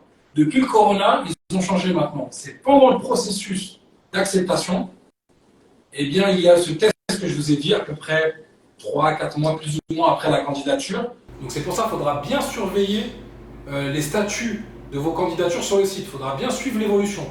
Puisque au moment où vous allez voir, le statut aura marqué admissible à passer l'entretien, à passer le test d'arabe, alors là, il faudra vous connecter. Il faudra vous connecter, ils vous donneront la façon de faire pour vous connecter. Et il y aura un test de langue arabe, je ne sais plus combien de temps, c'est peut-être 60 minutes, je ne sais plus exactement. C'est un test d'arabe que vous faites en ligne, c'est des questions et il faut choisir les réponses. Le test est uniquement en arabe, donc tout est écrit en arabe. Vous n'avez pas le droit d'utiliser de traducteur pour avoir les questions et les réponses en français. Mais rassurez-vous, ceci est un test pour évaluer votre niveau. Ce n'est pas un test pour votre candidature, pour être accepté ou refusé. Ce n'est pas le but du test. Le but du test est de savoir quel est votre niveau d'arabe. Et ça, je vous le répète, parce que chaque année, on a le même souci. Il y a des candidats qui se font aider dans ce test. Ça, c'est interdit. On doit le faire tout seul. Il y a des candidats qui prennent des logiciels de traduction, Google Traduction. Et il y a des candidats aussi qui remplissent, ils mettent entre guillemets au pif, comme on dit. Ils mettent les réponses au pif. Du coup, ils ont une bonne note. Des fois, parce qu'en faisant ça, des fois, ils cochent des bonnes réponses. Et du coup, après l'entretien, après l'évaluation, on va déterminer qu'ils doivent aller au niveau 3, par exemple, alors que les frères n'ont même pas réussi à lire les questions et ils auraient dû aller au niveau 1. Donc ça, je le répète, ce test-là, ce n'est pas un test pour être accepté ou être refusé. C'est un test d'évaluation de votre niveau. Et beaucoup de frères, chaque année, se retrouvent dans ce problème-là. Ils arrivent à l'université, ils ne savent pas lire, ou très peu lire, ils ne savent pas parler arabe, et ils se retrouvent dans un niveau avancé avec des personnes, des élèves qui ont un niveau avancé en langue arabe. Donc, je le répète, ce test-là, ce n'est pas un test pour l'acceptation, c'est juste un test d'évaluation. Si tu voulais rajouter un truc, tu voulais rajouter quelque chose? Oui, sur la question, justement, comme on a parlé du sujet de l'attente de l'acceptation, ou même un peu, on va dire, le projet de vouloir étudier à l'université, il y a un point très important, c'est qu'il ne faut pas attendre après l'université pour vos projets de vie, pour votre apprentissage. Il y a des fois des personnes qui se disent je compte postuler l'année prochaine ou j'ai postulé, j'attends une réponse et qui mettent en suspens tout. Par exemple, ils ont une opportunité d'emploi, ils la refusent. Ils peuvent entamer un cursus d'études dans leur pays, ils ne le font pas. Ils ont une opportunité pour se marier ou par exemple ils avaient à la base le projet de se marier, ils arrêtent tout. En fait, il faut vraiment l'université, il ne faut pas il faut pas compter sur l'université. Il ne faut pas se dire je vais être accepté dans tant de mois, je vais peut-être avoir ça, parce que ça peut prendre des années, même si, comme a cité le frère, maintenant les délais sont plus courts et en même temps un peu plus sûrs, parce qu'avant c'était vraiment très aléatoire. On ne sait jamais, ça peut rechanger du jour au lendemain. Voilà. Donc il faut vraiment, parce que j'insiste sur ce point parce que ça revient beaucoup. Il y a beaucoup de frères qui se disent je compte postuler ou j'ai postulé, j'attends, donc je mets tout en pause. Non, vraiment, que ce soit pour vos projets de vie ou pour votre apprentissage, continuez à vivre, continuez à faire ce que vous avez à faire. Si jamais vous vous êtes marié, si jamais vous avez commencé un cursus d'études, si jamais vous êtes en train de travailler, etc. Passer une formation. Voilà, une formation, n'importe quelle chose, il y a des solutions. Le moment où vous êtes accepté, vous pourrez décaler votre entrée à l'université. Voilà, il y a des solutions par rapport. Si jamais vous êtes marié, on va y venir, Inch'Allah, vous pouvez faire venir votre épouse. En tout cas, le plus important, vraiment, ne pas se focaliser sur. Ne pas considérer l'université comme étant quelque chose d'acquis, ou voilà, surtout si vous n'êtes vraiment pas encore accepté. Et surtout, j'insiste aussi sur le sujet de l'apprentissage. De manière générale, l'apprentissage, c'est quelque chose qui est toujours demandé. Dès maintenant, vraiment, là par exemple, vous êtes dans ce live, dès maintenant, allez vous inscrire dans une école d'arabe, dans des cours de Coran, écoutez des cours et essayez de progresser dès maintenant. Si jamais vous n'êtes pas pris à l'université, au moins, alhamdoulilah, vous n'avez pas perdu de temps. Et si jamais vous êtes accepté à l'université, vous allez venir avec, avec un bagage, ça va vous aider. Donc vraiment, n'attendez pas après l'université. Tout ce qu'on a cité comme délai d'attente, n'attendez pas après ça. Je conseille énormément de se concentrer sur le Coran et la langue arabe avant de venir. Parce qu'honnêtement, en arrivant là, si tu n'as pas le Coran, ça va vraiment te faire perdre beaucoup de temps sur les études à côté. Donc c'est très important. À préciser, parce que pas forcément le Coran en entier. En entier, oui, bien sûr. Mais au moins le fait d'avoir pris un bon rythme, d'avoir corrigé sa lecture avec un prof vraiment compétent qui corrige bien les sorties des lettres, etc. Commencer à prendre en fait les bons réflexes pour le Coran. Et justement, comme l'a dit le frère, au niveau de la langue arabe, plus vous venez avec un meilleur est votre niveau quand vous venez, et plus vous allez profiter. Voilà, Exactement. C'est bien, ça nous fait un lien pour justement une transition pour le point suivant. Donc le point suivant, c'était l'arrivée de l'étudiant à l'université lors de l'acceptation. Donc là, on imagine que un peu plus tard, c'est-à-dire vers le mois de juin, juillet, août, le candidat reçoit la bonne nouvelle. Il y a marqué « Félicitations, tu as été accepté à l'Université islamique de Médine ». Donc là, c'est une acceptation définitive. Le ministère a validé l'acceptation du candidat, donc le candidat il va pouvoir rejoindre l'université. Donc il va avoir son billet d'avion, l'université lui prend en charge son billet d'avion, l'université donc va lui donner son visa pour qu'il puisse rejoindre l'université. Et justement lorsqu'il va arriver, c'est plus un candidat maintenant, c'est un étudiant, c'est un nouvel étudiant, il va avoir une chambre. Donc l'université met en place une chambre que l'étudiant partage avec un autre étudiant. Donc c'est une chambre de deux. Et l'université va aussi lui donner une bourse mensuelle de 840 rials. Donc c'est environ plus ou moins 200 €.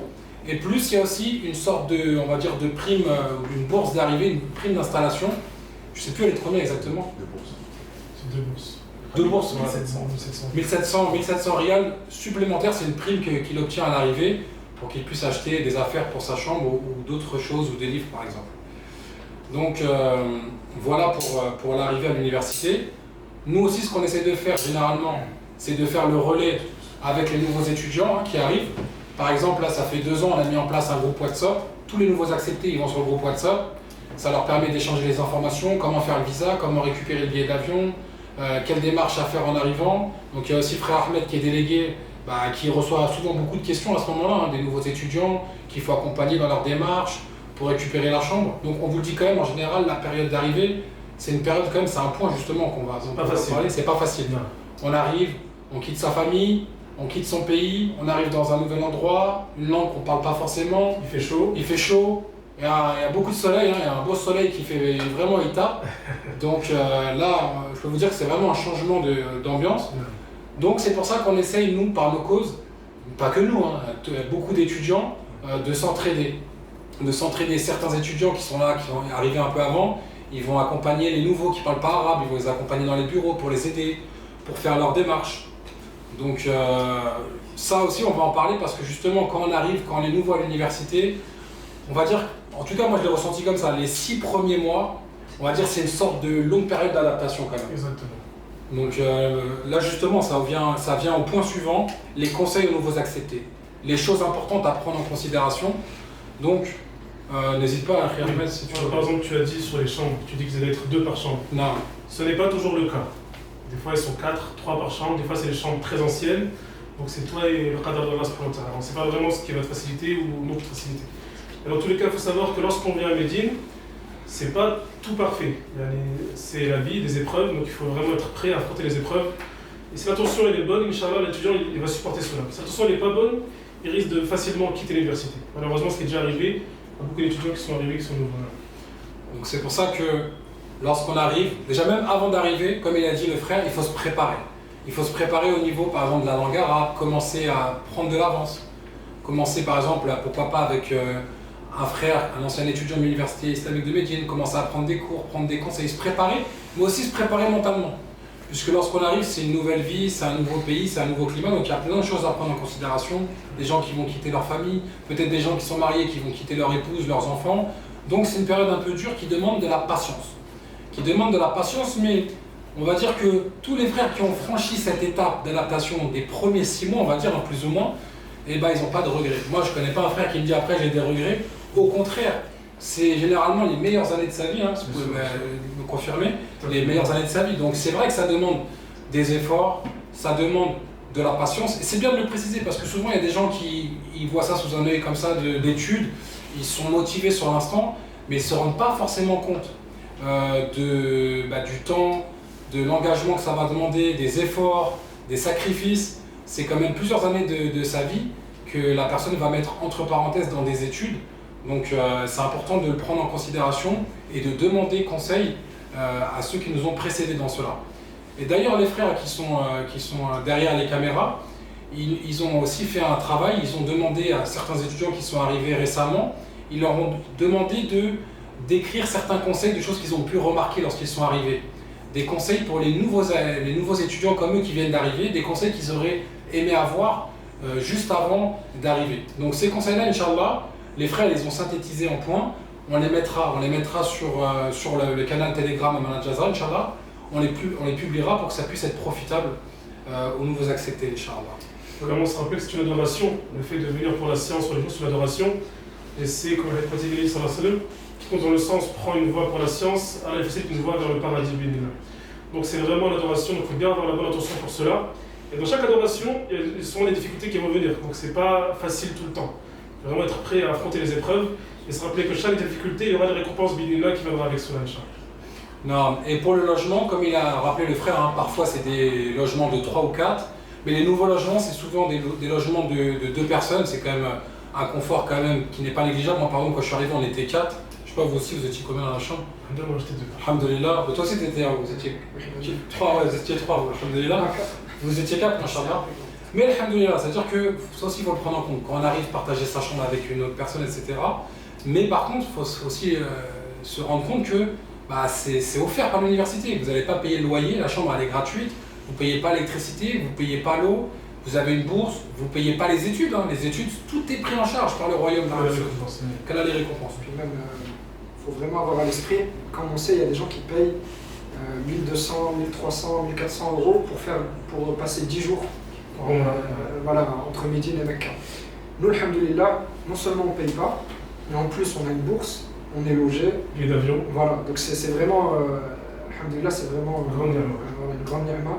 Et il faut savoir aussi qu'il y a certaines personnes qui économisent toute leur vie et qui n'arrivent pas à venir. Donc voilà, c'est vraiment une ni'ma. C'est pour ça que comme on mentionnait les frères, c'est très important de le dire. Oui, il y a des difficultés. Voilà, il ne faut pas, comment dire, idéaliser. Voilà, idéaliser, il ne faut pas vendre du rêve. Il y a aussi des côtés un peu difficiles. Oui, parce que ça reste que c'est un autre pays, c'est notre culture, c'est notre fonctionnement. Il y a l'éloignement avec la famille. C'est des efforts, voilà. Mais déjà par rapport à la ni'ma d'être dans la ville de Médine, de pouvoir faire facilement des umrah, déjà par rapport aussi à la ni'ma de l'étude de la science, c'est vraiment quelque chose qui ouvre beaucoup de portes de bien. Par rapport à tout ça, ça vaut vraiment le coup de patienter. Même par rapport à l'attente qu'il peut éventuellement avoir avant de ramener la famille, etc. Ce que je peux vous garantir, nous on a connu une époque avec Ibrahim où c'était très compliqué de ramener la famille. Honnêtement, c'était dur sur le coup, mais très honnêtement, je peux vous dire qu'aujourd'hui, moi j'ai oublié. Je sais pas si c'est pareil. Moi je me suis rendu compte, cette difficulté, c'était très dur sur le moment, mais une fois que c'est passé, en fait, c'est de l'histoire ancienne. Donc on se dit vraiment, alhamdoulilah, qu'Allah subhanahu wa ta'ala nous a facilité de patienter. Et c'est le cas vraiment de tous les frères. Donc tout ça, ça vaut vraiment le coup. Après, voilà, on n'est pas en train de dire que si une personne ne reste pas, si une personne n'arrive pas, c'est que, comment dire, c'est que c'est un défaut de sa part, etc. Des fois, il y a vraiment des situations qui vont exiger d'arrêter l'université. Chaque cas est différent. Voilà, chaque cas est différent, mais vraiment, ça vaut le coup. Et d'ailleurs, il y a vraiment une règle, c'est vraiment tous les étudiants de Médine, on doit se mettre cette règle dans la tête. Quand la personne a son nom sur la liste, quand la personne a son nom sur la liste, il faut qu'elle se dise, à partir du moment où elle voit son nom sur la liste, jusqu'à la fin de son cursus, il faut toujours qu'elle ait à l'esprit qu'elle a pris la place de quelqu'un. Donc ça va la pousser à ne pas délaisser cette opportunité sans raison. Ça va la pousser aussi à vraiment s'investir dans les études, mais en tout cas, c'est vraiment quelque chose de très important. Il faut toujours se dire, j'ai pris la place de quelqu'un. Parce que concrètement, c'est ça, il y a une sélection, il y a un choix, on a pris la place de quelqu'un. Donc, il faut toujours garder ça à l'esprit.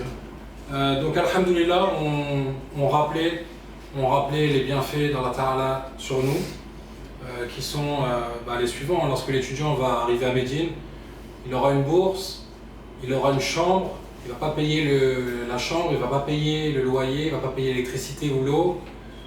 Les études seront gratuites pour lui. C'est le royaume d'Arabie Saoudite qui va prendre en charge ses études. Il aura une bourse mensuelle de 840 riyals par mois, environ 200 €. Il aura un billet d'avion aller-retour chaque été pour rentrer dans son pays, visiter sa famille. Et il aura aussi d'autres avantages, comme par exemple des prix pour la restauration, des prix assez réduits par rapport au prix grand marché, on va dire. Donc après ceci, on a parlé du logement, de la bourse. On va parler aussi d'une question qui revient souvent, ce qu'on appelle l'istiqdam, le rapprochement familial. Donc pour les étudiants qui sont mariés, ou alors qui vont se marier par la suite, est-ce qu'ils peuvent ramener leur famille à Médine? Donc la réponse est oui, ils peuvent la ramener, mais pas directement. Du moins, par la voie du rapprochement familial, il y a certaines démarches à effectuer. Donc les démarches évoluent, hein. Chaque année elles évoluent, mais là actuellement il me semble que c'est une année en faculté, c'est ça? Il faut avoir 2 semestres, 2 trimestres, je crois. 2 trimestres, il faut faire 2 trimestres en faculté et donner une certaine caution d'argent pour ensuite pouvoir obtenir un titre de résidence pour son épouse et ses enfants et pouvoir les ramener. Donc les conditions évoluent, hein, chaque année. Donc bien sûr, le nouvel étudiant, lorsqu'il va arriver, il sera au courant de ces conditions, puisqu'il sera dans des groupes, hein, d'entraide entre étudiants, il aura des informations, il saura du coup comment effectuer ces démarches-là. Ça, c'est la démarche, on va dire, la démarche la plus courante et la meilleure, puisque ça permet à la famille d'avoir un titre de séjour et de rester sur le territoire tout au long de ses études. Après, il y a d'autres moyens qui sont des moyens, on va dire, intermédiaires, comme par exemple le visa, c'est visa visite ou famille, c'est ça? Visa visite, ou alors le visa touristique. Donc ça c'est nouveau, avant il n'y avait pas ça, hein. Donc c'est des visas, par exemple le visa touristique c'est un visa de 3 mois, mais bon celui-là il est un peu plus difficile pour le renouvellement, alors que le visa visite, on peut le renouveler tous les mois, mais par contre l'étudiant devra aller tous les 3 mois, c'est ça, tous les 3 mois à la frontière, sortir à la frontière par exemple jordanienne, il sort et il re-rentre pour renouveler le visa de sa famille. Donc ça c'est des moyens intermédiaires qui permettent de ramener la famille très rapidement, mais par contre il y a des inconvénients qui sont le fait de renouveler le visa tous les 3 mois. Alors que le rapprochement familial, il est plus long à obtenir, il faut donner une caution, il faut aussi après payer son logement soi-même en dehors de l'université pour sa famille. Mais par contre, une fois qu'on obtient cet istiqdam, on va dire ce rapprochement familial, eh bien la famille peut rester tout le temps des études de l'étudiant, de son mari, ainsi que les enfants, durant toute la durée de ses études. Elle peut également étudier grâce à cela. Elle peut également étudier dans d'autres centres, d'autres instituts de la ville, puisqu'elle aura un titre de séjour. Après, il y a certaines écoles aussi qui prennent, il Zia. y a certaines écoles qui prennent même avec le visa Zia. Ouais. Mais en tout cas, là, alhamdoulilah, c'est des nouvelles solutions, parce qu'avant, on dépendait vraiment de l'Istiqdam. Tout à fait. Avant, c'était, par exemple, la l'Istiqdam en gros. En gros, l'Istiqdam, maintenant, ça prend, on va dire, pour un cursus classique, quelqu'un qui fait les 2 ans d'arabe et qui fait ensuite 2 trimestres de faculté, plus il faut compter le trimestre où il va faire les démarches pour qu'il vienne, etc. Ensuite, on va compter à peu près 2 ans et demi, si c'est vraiment quelqu'un qui commence à partir du niveau. Avant, il fallait vraiment attendre ce moment-là. C'est très dur ça pour le Voilà. moment. Mais là, maintenant, ce qui est bien, c'est que l'étudiant peut se dire qu'à terme, une fois qu'il arrive au niveau demandé, qu'il a réuni toutes les conditions, il fera Inch'Allah l'Istiqdam, mais qu'en attendant, comme a dit le frère, il y a des solutions intermédiaires. Donc ça, c'est vraiment une facilité. C'est vraiment une facilité, alhamdoulilah. Donc on peut faire un petit plan comme ça à l'avance, on peut se dire que la personne qui veut vraiment venir directement avec sa famille, il vient avec sa famille avec un visa touriste, par exemple. Ou voilà, s'il arrive à faire la ziyara à l'avance, en général, il va avoir besoin d'avoir été un peu sur place. Maintenant, c'est facilitant. Tu sais, maintenant, oui, il faut être sur place, mais maintenant, tu fais sur le site directement avec les Voilà. centres de... Donc, soit la personne peut venir toute seule, faire ensuite le visa ziyara, ramener directement sa famille, soit il peut directement les ramener avec un visa touriste, faire ses démarches pour le visa ziyara, et voilà, être très rapidement avec la famille. Et on connaît des frères qui, alhamdoulilah, le font, sont avec leur famille, avec le visa ziyara. Et comme on a dit, après, prendre la vraie solution de l'Istiqdam. Et voilà, en tout cas, c'est des facilités.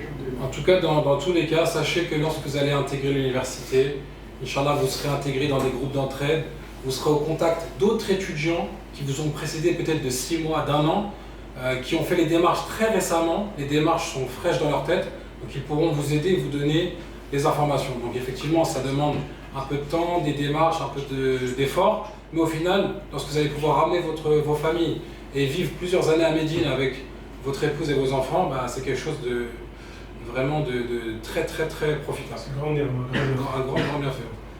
Donc, on va parler maintenant un petit peu des loisirs et du sport à Médine. Pourquoi on va parler de ça? On ne vient pas à Médine pour faire du sport, mais certaines personnes, par exemple, peuvent penser que les étudiants, ils rigolent jamais, qu'ils ont que des moments de difficulté et tout. Non, le musulman, parfois, alhamdoulilah, il peut avoir des moments de détente dans ce qu'Allah lui a rendu permis, dans ce qui est licite, comme par exemple le sport, comme par exemple certains loisirs. Donc, pour le sport, très récemment, l'Université islamique de Médine a ouvert un complexe de sport dans le campus, dans l'université, et ça c'est vraiment très récent. Donc c'est un grand complexe. Il y a une piscine, il y a des appareils de sport, des vélos pour faire du cardio, il y a des terrains de foot, il y a du squash, il y a vraiment beaucoup de choses. Et l'abonnement, c'est combien environ par mois? Par mois, c'est 125 rials par mois, l'équivalent de 30 euros. C'est environ 30 euros par mois. Et l'étudiant a accès donc à tout le complexe sportif pour 30 euros par mois. C'est tout moderne, c'est tout neuf. Il y a plusieurs abonnements en fait. Il y a plusieurs abonnements, mais les étudiants, ils ont un prix réduit en tout cas. Ils ont un prix réduit. Donc voilà, les personnes qui aiment faire du sport, et c'est important aussi lorsqu'on étudie, d'avoir un moment où on peut faire du sport, où on peut, on va dire, se relâcher la pression et pour mieux repartir après dans sa semaine de cours, Inch'Allah. Donc ça, c'était pour le sport. Après, pour les loisirs, par exemple, ce qui est organisé de temps en temps, ce qu'on appelle une istiraha, c'est des petits regroupements d'étudiants, on va dire dans une sorte de villa avec piscine, où les étudiants vont passer une après-midi ou une soirée ensemble, ils vont manger ensemble, ils vont passer du bon temps, ils vont échanger. Donc ça, c'est organisé entre les frères, entre les étudiants, même les résidents de Médine. Et aussi du côté des familles, par exemple, les épouses entre elles organisent aussi ce type d'événement, c'est entre femmes. Et pareil, elles passent des journées ensemble, où elles peuvent partager des repas, partager des bons moments en famille avec les enfants, Inch'Allah. Il y a aussi d'autres lieux, par exemple à l'université, enfin pas l'université, mais plutôt dans Médine, de loisirs, comme par exemple un endroit s'appelle Beida, c'est une sorte de grande plaine avec des montagnes où les gens peuvent aller pique-niquer, passer du temps en famille, faire du quad. Il y a aussi un endroit à 2 heures de Médine qui s'appelle Yenbour, qui est une ville côtière, côté de la mer Rouge, où les personnes peuvent aller en famille, profiter de la mer, passer un week-end à la mer. Donc ça, c'est les loisirs. Après, bien sûr, il y a le côté religieux. Il n'y a pas de mots pour décrire cela, comme le fait de profiter du Masjid Nabawi avec sa famille, d'aller faire la Umrah et d'aller profiter bien sûr des lieux saints. Donc voilà un peu pour ce qui est des loisirs. Je ne sais pas si vous voyez. Ouais, moi, il y a quelque chose qui est très important par rapport à cette question, on va dire, des loisirs ou de la vie de manière générale. Il faut prendre en compte en fait un paramètre qui est que ici, alhamdoulilah, on est dans un pays où tout est aménagé en fonction de l'islam. On ne dit pas que c'est parfait, etc. Mais il faut savoir qu'en vérité, personnellement, de ce que je vois, c'est qu'en fait, il y a plus de possibilités de loisirs ici. Parce que des fois, par exemple, en France, on ne va pas spécialement aller à la plage, etc. Parce que voilà, c'est pas forcément le principe, la nudité, etc. Ici, alhamdoulilah, il y a le pudeur, etc. Donc on va s'autoriser plus de choses. Donc ça, déjà, il faut savoir qu'en vrai, alhamdoulilah, ici, il y a peut-être plus de possibilités de loisirs. Par exemple, dans les restaurants, il y a des box spéciales pour les familles. Même des restaurants qui n'ont pas de box, on peut demander un paravent. Voilà, on peut vraiment être bien. Une autre chose qui est très importante, c'est en vérité le plus important, peut-être le bienfait mondain qui est le plus important, c'est la sérénité, le fait de se sentir apaisé. Et il faut savoir qu'ici, alhamdoulilah, on ne va pas avoir des mauvais regards, on ne va pas se sentir étranger, etc. Donc ça aussi, en vérité, c'est très important. Pourquoi j'insiste sur ça? Parce que c'est vrai qu'ici, la vie mondaine est différente de ce qu'on connaît en France. Donc on peut avoir de l'appréhension, et c'est vrai qu'il y a des choses qui sont différentes, qui sont plus difficiles. Par exemple ici il fait chaud la journée, donc quand on va sortir ça va être plutôt après le asr ou très tôt le matin. Voilà, il y a des choses comme ça, mais à côté de ça, comme j'ai cité, le fait que alhamdoulilah, tout soit aménagé plus ou moins en fonction des règles islamiques, le fait qu'on ait un apaisement, qu'on ne se sente pas étranger, etc. C'est quelque chose de très agréable et c'est quelque chose qui rattrape largement ces petites difficultés qu'on va avoir sur le fait de s'adapter. Et aussi, une chose importante, c'est que on a, comment dire, au niveau de tout ce qui est la nature, etc. C'est vrai qu'ici, c'est pas de la verdure, mais il faut savoir que le désert, subhanallah, c'est pas la création dans la Ta'ala est magnifique. Elle est magnifique partout, à tout endroit, mais disons qu'ici, on a des paysages qui vraiment sont magnifiques. Des canyons, du désert, la mer Rouge. La mer Rouge, c'est bon. Même tout simplement, des fois, quand on regarde le ciel. Ici, des fois, il y a le ciel peut être vraiment magnifique. Avec les nuages et tout, on voit des... Je sais pas, vous avez vu ce que vous avez dit, vous êtes rentré dans la mer Rouge, quoi. Non, ça, C'est magnifique. Les poissons qui ont la mer rouge, c'est un des plus beaux écosystèmes que j'ai vu de ma vie. Vraiment, tu rentres dans un monde magnifique. Il n'y a pas de fitna, personne, je l'ai que pour toi et tes frères. Magnifique. Donc en tout cas, voilà, c'est différent. Il y a des difficultés, il y a des choses qui sont, voilà, faut s'adapter. Les Arabes ici, c'est dans leur ADN de passer voilà, de rester à la maison et de sortir qu'à une certaine heure, etc. Nous, c'est pas forcément comme ça qu'on vit.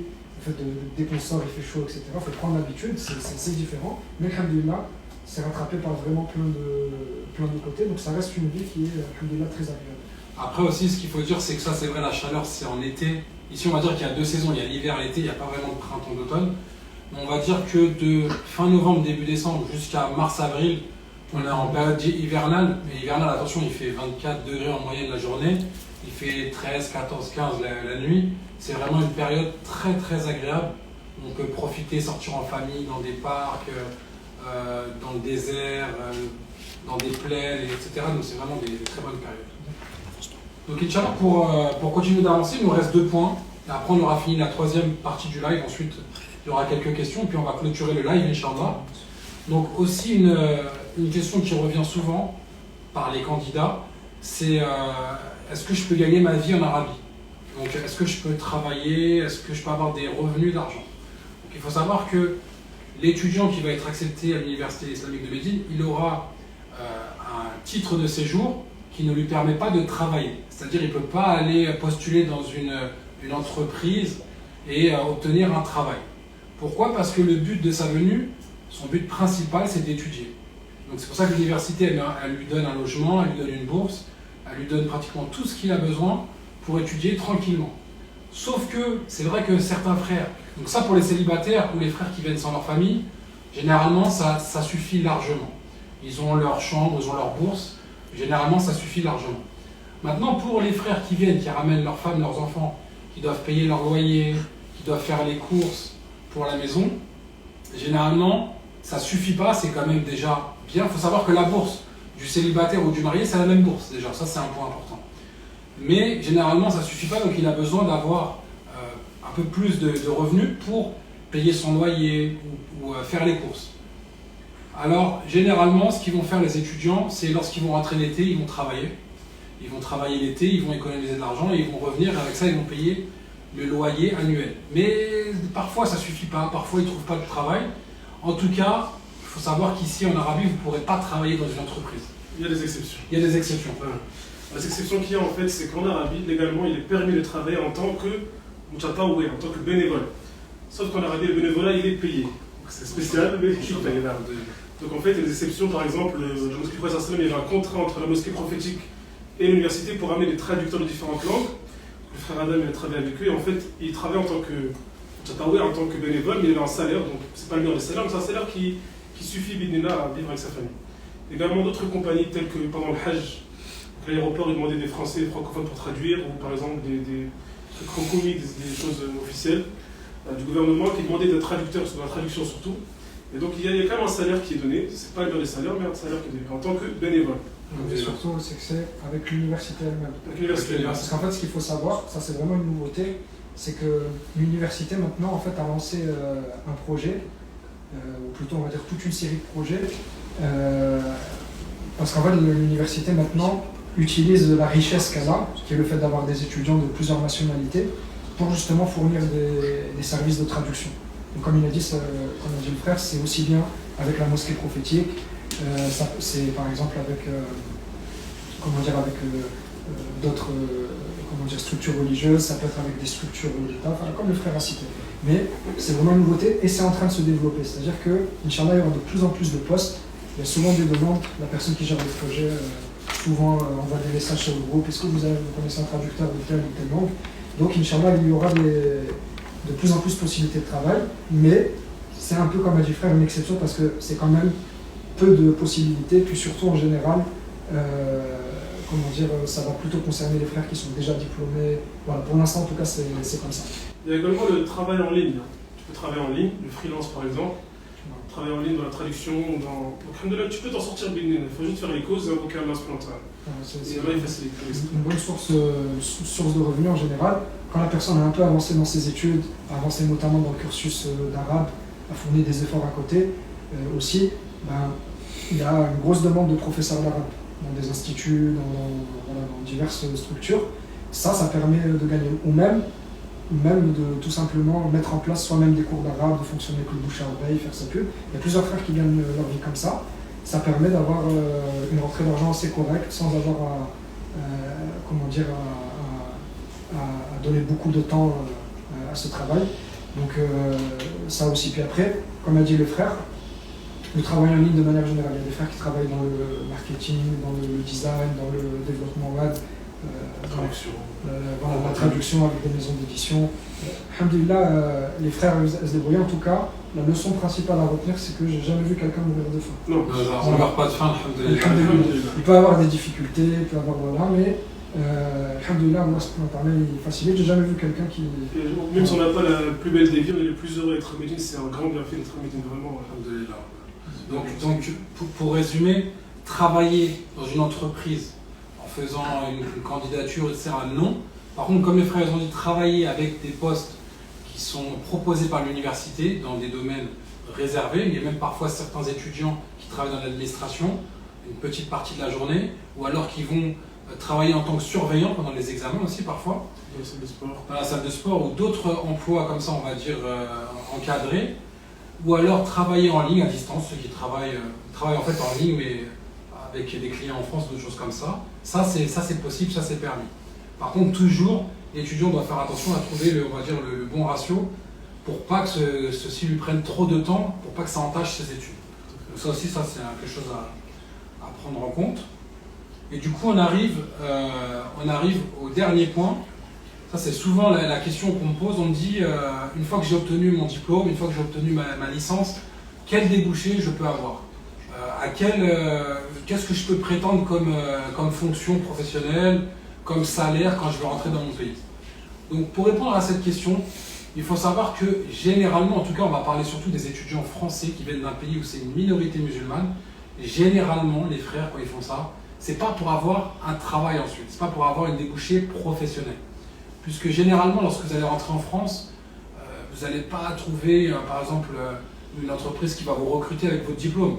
Ça va être peut-être faire imam dans une mosquée ou enseignant, mais généralement, les frères, c'est pas le but. Le but premier, on l'a dit, c'est apprendre, sortir de leur ignorance et pouvoir mettre à profit ce qu'ils ont étudié. Donc, certains frères, peut-être après, ils auront un poste dans une mosquée ou enseignant, mais on ne fait pas des années d'études pour avoir, on va dire, une voie professionnelle dans ce genre-là.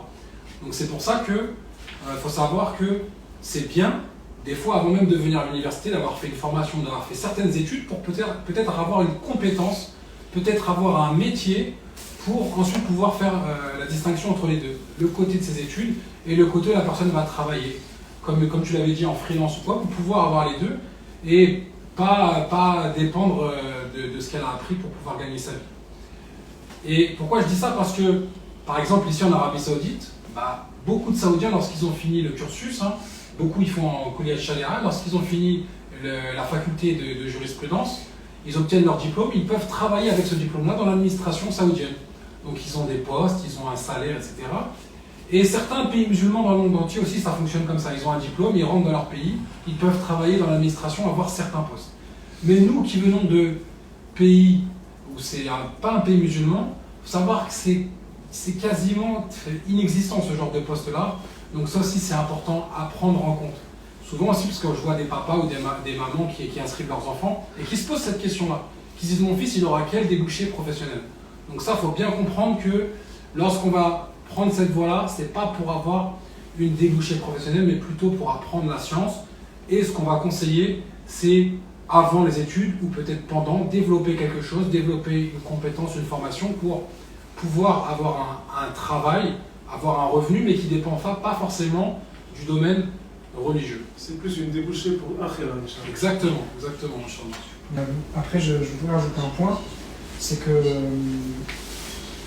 qu'il y a certains débouchés. Donc déjà, comme l'a mentionné le frère, effectivement, en France, un travail officiel avec le diplôme, il ne va pas forcément avoir d'opportunités. Mais il va avoir déjà, donc, en ce qui concerne la France, que ce soit en étant en France ou que ce soit en étant à distance, il y a la possibilité de travailler dans le domaine de la traduction, dans le domaine de l'enseignement. Voilà, il y a une demande, et il y a de plus en plus d'instituts qui demandent par exemple des enseignants diplômés, comme j'ai dit aussi le travail de traduction. Voilà. Il y a des possibilités comme ça. Mais la chose que je voudrais apporter ici, c'est que par contre dans des pays étrangers, notamment des pays du Golfe, parfois même en Arabie même, il y a des possibilités de travailler avec le diplôme de l'université. Ça reste très rare, mais il y a des possibilités. Il y a possibilité de travailler, ou des fois même dans les pays du Maghreb, etc. Mais ce que je veux dire, c'est qu'il peut y avoir des débouchés, que ce soit des débouchés dans un domaine, dans une fonction officielle, mais à ce moment-là, ça va être plutôt dans un pays musulman, ou que ce soit des débouchés, justement, le fait que le diplôme témoigne d'une certaine compétence et ouvre donc certaines portes, comme j'ai dit, dans le domaine de la traduction, dans le domaine de l'enseignement, etc. Voilà. Donc on ne peut pas dire de manière absolue qu'il n'y a pas de débouchés. Mais c'est vrai que c'est assez restreint, et c'est vrai qu'en général, notre démarche, la plupart des frères, c'est tout simplement de faire comme une petite pause dans sa vie pour se consacrer aux études. L'intention aussi que l'intention primaire ne soit pas le débouché. L'intention primaire, c'est l'agrément d'Allah et d'enlever l'ignorance de nous et de nos proches. Mais c'est pas vraiment pour déboucher. Exactement. Vous avez très très bien résumé, machallah. Du coup, on arrive à la fin du live. Donc, ce qu'on va proposer, c'est de répondre à quelques questions avant de clôturer le live, quand même, parce que il a été assez long. Donc, n'hésitez pas, les frères, s'il y a des questions sur le chat, Inch'Allah. Il y a une question à propos des reports de rentrée. Est-ce que l'étudiant doit reporter sa rentrée? Combien de temps? Combien de fois? Alors, la question, c'est est-ce qu'il y a des possibilités de report de rentrée? C'est-à-dire le candidat qui a été accepté à l'Université islamique de Médine, qui doit rentrer en septembre, est-ce qu'il peut reculer sa rentrée? Alors oui, à l'heure d'aujourd'hui, si je ne me trompe pas, il peut repousser jusqu'à 2 ans, c'est ça? C'est risqué. Ouais. Alors, c'est risqué, ça change tout le temps. L'université peut changer à tout moment, elle peut annuler ton acceptation comme cela, sans raison, sans excuse. Mais un an, on est dans Même un an. Tu peux, mais on ne sait jamais ce qu'ils vont faire. Parce que le problème, c'est vrai que la personne qui décale d'un an, elle ne sait pas après si elle va avoir son visa. Et puis tu sais que les erreurs de visa, du coup, elle rentre beaucoup plus tard. Moi je déconseille vraiment le décalage. Ça, Ouais. Mais il y a une autre solution. Sauf en cas de force majeure. Il y a une solution, c'est de venir tout de suite. Mais par contre, une fois qu'on s'est enregistré en tant qu'étudiant, Exactement. là c'est bon, on est rentré dans le système, on ne va pas nous annuler l'acceptation. Et on va faire ce qui s'appelle un ta'jil. Voilà. C'est-à-dire, ça c'est un droit de l'étudiant. L'étudiant a le droit d'interrompre ses études. Donc ça peut aller, il me semble, jusqu'à 2 ans. Mais un an on continue. Ça change. Ça aussi, ça change. On m'a dit que c'était un an maintenant, ça change tout le temps. Bon, d'accord. Donc pour résumer, le candidat qui a été accepté, avant d'arriver à l'Université de Médine, il peut retarder ses démarches pour ne pas venir étudier tout de suite. Actuellement, c'est jusqu'à 2 ans, mais ça peut changer. Ou alors, il a une autre solution, comme l'a dit le frère Edem, c'est de venir sur place, venir quelques semaines sur place, 2-3 semaines, s'enregistrer, faire les démarches d'arrivée, et ensuite demander un report à l'administration. Demander un report, et là, comme ça, il sera déjà enregistré, il pourra repartir pour un cas personnel, un cas de force majeure, par exemple, partir 6 mois, 1 an, le temps de régler ses problèmes personnels, et pour pouvoir revenir ensuite poursuivre ses études, Inch'Allah. Il y a d'autres questions, Akhil Mami? Alors, on est dans le contenu de l'islam. Il y a le frère Youssef qui nous pose la question. Quand on est marié, on doit vivre en dehors de l'université si on vient avec notre femme ou non? Oui. Oui, il faut louer une maison, il faut louer un appartement, il faut payer le loyer. Il faut également payer l'eau, l'électricité, c'est pas facile. Ça faut préparer un certain budget à côté pour cela. Et pourquoi on ne peut pas vivre dans l'université? Puisque dans l'université, ce ne sont que des logements pour hommes. C'est que des hommes dedans, donc il n'y a pas de logement pour famille dans l'université. Est-ce qu'on pourrait en savoir plus sur le prix des loyers et les coins où on pourrait habiter avec notre femme à Médine? Alors, il y a des facilités, Binillah. Tout d'abord, il y a des logements awqaf, donc des waqf, qui sont soit gratuits pour l'étudiant, soit à prix réduit. Mais cependant, il y a une queue, donc il faut faire la queue, il faut attendre des fois des années pour être pris dans le logement. Il y a également des appartements pas chers, dans des quartiers moins bien, mais tu peux trouver des appartements à 1500 € par an, ça peut se trouver, mais c'est vraiment des quartiers, c'est pas vraiment la meilleure des classes, la meilleure des états de maison. En fait, ça se paye à l'année, le loyer ça se paye à l'année. C'est pour ça qu'il a dit 1500 € à l'année, ou des fois 6 mois, mais généralement c'est 6 mois ou 1 an. Donc, on va compter une moyenne, mais c'est une moyenne, on va dire 250 € par mois, plus ou moins. Parfois ça va être 150, 200, parfois 300, un peu plus. Donc ça dépend du logement, ça dépend du quartier. Il y a plein de quartiers à Médine, il y a des quartiers qui sont tout proches de l'université, et il y en a qui sont plus éloignés, et ça dépend, fonction du quartier, le prix. Tu voulais ajouter quelque chose? Oui, c'est que, en fait, le critère le plus important dans le quartier au niveau du prix, ça va être par rapport à l'éloignement du haram. Donc, là où je veux en venir, c'est que des fois, on va avoir un quartier qui est éloigné du haram, mais proche de l'université. Donc, ça reste que c'est avantageux pour nous. Oui. Et ça reste que, alhamdoulilah, du coup, c'est pas cher puisqu'on est éloigné du haram. Là, par exemple, le quartier où j'habite, voilà. Quand le frère précise le haram, c'est-à-dire le masjid Nabawi. C'est la mosquée prophétique. Ouais, parce que sinon, on dit le haram, c'est pas le haram, le péché. C'est pas les lycées, c'est ce qui est sacré.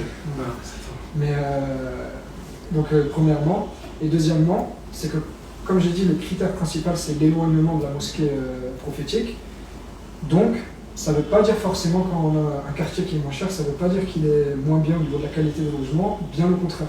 Souvent quand c'est des quartiers un peu excentrés, c'est des quartiers neufs, donc les logements sont vraiment de bonne facture, c'est un bon standing et c'est pas cher parce que c'est un peu éloigné. Le loyer ici il est moins cher qu'en France, ça faut le comprendre. Largement Moins cher qu'en France. Oui, bien sûr. C'est moins cher et alhamdoulilah, comme j'ai dit, même si un quartier est un peu éloigné du Masjid Nabawi, reste qu'il peut être proche de l'université et reste aussi qu'il peut être facilement accessible. Ici, les routes, c'est des grands axes. C'est pas une ville où il y a beaucoup de bouchons. En ce moment, c'est un peu compliqué. Il y a des travaux, mais généralement, c'est assez. Mais à la base, vraiment, on roule vite. Et on roule vite. On arrive vite. On respecte les limites. Dans les limites, c'est des grands Il y a des grands axes, c'est facile d'accès. Mais et aussi, ce qui est quand même bien, c'est que c'est assez simple. Pour obtenir un logement, ça peut se faire très rapidement. Vous allez venir voir avec le propriétaire, le payer, c'est assez rapide. Pas comme en France où il faut ramener des fiches de paie. C'est très rapide ici. Vous venez, vous posez l'argent. Est-ce qu'il y a la possibilité pour les femmes d'étudier avec leur mari en Arabie Saoudite? Oui. Donc, on répète juste la question au cas où si on n'a pas entendu. Est-ce qu'il y a possibilité pour les femmes d'étudier également, les épouses des étudiants lorsqu'elles arrivent à Médine? Alors il y a des marakis, ce qu'on appelle des marakis, des instituts, c'est gratuit, tel que Markaz Taïba, Khatib Taïba, mais également Markaz Araboua. Donc en fait la femme, c'est une iqama, elle peut étudier dans un markaz. C'est 2 ans, c'est un peu comme le ma'ad de la langue arabe de l'Institut Médine. Et donc il y a de la science de la langue arabe, il y a également du Coran, des études religieuses de base, avec plein de sœurs de différentes nationalités, c'est vraiment une bonne ambiance, de ce qu'on m'a dit. Est-ce que c'est le même principe pour postuler à la GMA, à l'Université islamique de Médine? Il faut être sur place. Dès que tu es sur place, en fait, elles s'inscrivent. Comme il a dit, elles ont dit Iqama, c'est-à-dire le titre de séjour. Elles s'inscrivent et puis elles commencent. Il n'y a pas de tri, hein, c'est vraiment. La Voilà, personne en fait, c'est juste une formalité, elle s'inscrit, elle est prise. Et le meilleur vraiment, c'est qu'elle soit prise dans une université islamique, telle que Taïba par exemple, c'est pas islamique, mais elle peut être prise à Taïba. Ou alors, Au excusez-moi, Moscou, parce que c'est important, après il y a la faculté du Masjid Nabawi pour femmes. Oui, très bonne idée. Ça veut dire que effectivement, dans un premier temps, il y a ces instituts-là, mais après il y a des cursus à la mosquée prophétique, des vrais cursus de sciences religieuses avec vraiment, alhamdoulilah, l'ambiance où on a des femmes de sciences sur des chaises qui enseignent l'ambiance du Masjid Nabawi. Voilà. Et ils font vraiment les sciences islamiques en profondeur. Il faut une bonne base par contre pour voilà, le bon cursus, on va dire, c'est de faire vraiment les 2 ans d'arabe, ou alors si c'est une sœur qui a déjà étudié, elle vient, elle postule, alhamdoulilah. C'est alors un diplôme également de la mosquée prophétique qui est un diplôme très reconnu, machin. Qui peut même lui permettre de travailler. C'est propre à la ville de Médine ou dans le reste du royaume également? Alors, dans le reste du royaume, il y a des instituts dans chaque ville. Mais la mosquée du prophète et la mosquée sacrée de la Mecque, il y a un institut pour les frères et les sœurs. Si c'est une iqama, tu peux t'inscrire là. Et à Mecca, c'est encore mieux parce que à Mecca, l'université de Moukora aussi. Ah oui, vraiment une branche dédiée aux femmes. Il y a une université pour femmes à Mecca et une à Riyad aussi. Et aussi, dans certains quartiers, il y a ce qu'on appelle c'est un tahfiz. On va dire, c'est pas un institut, mais on va dire une petite école de mémorisation de Coran, spécialement pour les femmes. Donc dans certains quartiers, il y en a. Donc presque, on va dire, pas à chaque pâté de maison, mais on va dire pratiquement dans chaque quartier. Dans la mosquée. Voilà, ou des fois dans la mosquée directement. Il y avait d'autres questions? Alors sur le compte Vive l'Islam, il y a une maman qui me demande: est-ce que je peux accompagner mon fils en tant que maman et bénéficier du regroupement familial que propose l'Université islamique de Médine? Oui, bien sûr. Avec le visa. Ah, elle parle. Avec le visa visite, c'est possible de ramener sa maman. Oui. Donc ça sera pareil, c'est un visa, mais tous les 3 mois, il faut sortir du territoire pour le renouveler. Donc par exemple, ils vont en bus à la frontière jordanienne, et ils re-rentrent et elles le renouvellent pour 3 mois. C'est la petite contrainte, mais sinon elle peut ramener facilement. La carte de séjour, c'est que pour l'épouse et les enfants. J'ai une question, c'est que la ziara, j'ai entendu que c'est 4 ans pour quelqu'un qui a la nationalité française. Oui. Est-ce que c'est 4 ans sans avoir à sortir, Tous les 3 mois, il faut sortir tous les 3 mois. C'est 4 ans, mais renouvelable tous les Voilà, 3 tous les mois. 3 mois. Il faut sortir tous les 3 mois et revenir. Sortir et revenir. Donc en tout cas, C'est le point négatif, c'est celui-là. Voilà, mais sinon, voilà, la personne peut ramener sa maman ou son papa Et rester en Maroc. et rester. Il y aura juste tous les 3 mois à renouveler, mais c'est quand même une très belle opportunité. Bien sûr, bien sûr. Est-ce qu'il y a d'autres questions, les frères? On va prendre Inch'Allah 2 ou 3 questions, puis on va clôturer le live. Quel est le principal moyen de locomotion des étudiants? La trottinette électrique. Ouais, depuis 2 ans, c'est la trottinette électrique. à l'intérieur de l'université, C'est- voilà. mais à l'extérieur, c'est la Toyota Yaris blanche. Ouais. En fait, dans l'université, dans le campus, c'est beaucoup de vélos, beaucoup de trottinettes électriques. C'est le principal moyen de locomotion. Maintenant, dans la ville, il y a très peu de transports en commun. Très peu de bus, il n'y a pas de métro, il n'y a pas de RER ou quoi, comme en France. Donc c'est que des voitures. Mais par contre, il y a des taxis, il y a quelques bus, mais c'est rare, il y a des taxis. Donc les taxis, il y a même les applications de commande de taxi qui existent aussi. Ouais, les Uber et tout. Et sinon, dans l'université, par contre, il y a un système de bus. Ça, par contre, c'est très bien, qui est mis en place pour les étudiants. Donc, ils les emmènent de l'université au Masjid Nabawi, la mosquée du prophète sallam, et qui les ramènent. Donc, il y a ce moyen-là. Mais sinon, une personne qui vit à l'extérieur, qui n'a pas de voiture, C'est très dur. c'est très dur quand même. Il faut une voiture, ça c'est très important. Non. Mais l'essence n'est pas très chère, alhamdoulilah. L'essence, ici, c'est C'est vraiment. mieux, là. C'est marchand alhamdoulilah. Une autre question? Est-ce que l'étudiant a la possibilité de pérenniser, on va dire, sa présence en Arabie Saoudite après les... C'est-à-dire, est-ce que l'étudiant, il peut rester au long terme? Est-ce qu'il peut, dans la durée, devenir résident à long terme en Arabie? Alors, il faut savoir que lorsque l'université vous donne un titre de séjour, c'est dans le cadre de vos études. C'est pour toute la période de vos études. Si vous étudiez 6 ans, votre titre de séjour sera valable 6 ans. Si vous étudiez 8 ans, il sera valable 8 ans. Mais le jour où vous terminez vos études, alors là, vous devrez sortir, il y a je crois 2 mois pour sortir du territoire, et votre titre de séjour prendra fin.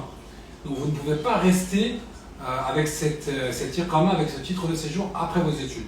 Par contre, si une personne sort et veut revenir plus tard, refaire un autre titre de séjour professionnel ou quoi, c'est possible, mais bon, ça c'est quelque chose d'autre qu'on ne va pas forcément voir dans ce live-là. Il y avait une question après Walid? Je tiens juste à préciser qu'on a répondu à pas mal de questions. Il y a des questions qui viennent souvent, on a pu y répondre, mais elles ont été répondues dans le live. Donc les gens auront juste à remettre la rediffusion pour pouvoir avoir les réponses à leurs questions. D'accord, donc de toute façon le live il sera disponible sur la chaîne YouTube Amana Jaza. Les informations aussi sur le Telegram Amana Jaza. Donc n'hésitez pas, si vous avez des questions dans les commentaires, on essaiera d'y répondre de la meilleure façon possible. Il n'y a plus d'autres questions, Inch'Allah? Beaucoup de répétitions. D'accord. Bah, alhamdulillah. Ça s'arrête. Alhamdulillah, du coup, C'est peut-être la chaleur. vous avez d'autres points à ajouter? Quand il fait chaud, il fait ça. Alhamdulillah. Jazakumullah khairan et qu'Allah accepte de nous tous. Akhi Adam, tu as autre chose à ajouter pour finaliser le live? Non. Alhamdulillah, donc en espérant avoir pu apporter le maximum d'informations, que ce live était profitable, qu'Allah vous facilite, qu'Allah vous accorde la réussite, qu'Allah vous assiste dans vos démarches, dans vos études, et vous donne l'acceptation, ou du moins vous récompense pour votre intention. Une question très importante. Oui. Ah, une question, une dernière question, on la prend après. Concernant tout ce qui est soins médicaux, etc. Alors, une question pour les soins médicaux, c'est une question importante. L'étudiant, lorsqu'il est accepté à l'Université islamique de Médine, tous ses frais médicaux sont pris en charge par l'université. Donc il y a une petite clinique dans l'université où tout ce qui est consultation, tout est gratuit. Tout est gratuit.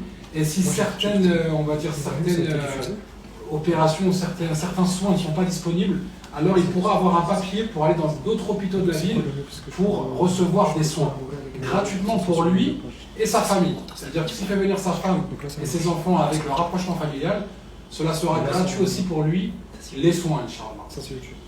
Voilà. Je pense que هذا والله أعلم وصلى الله على نبينا وسلم سبحانك اللهم وبحمدك أشهد أن لا إله إلا أنت أستغفرك وأتوب إليك.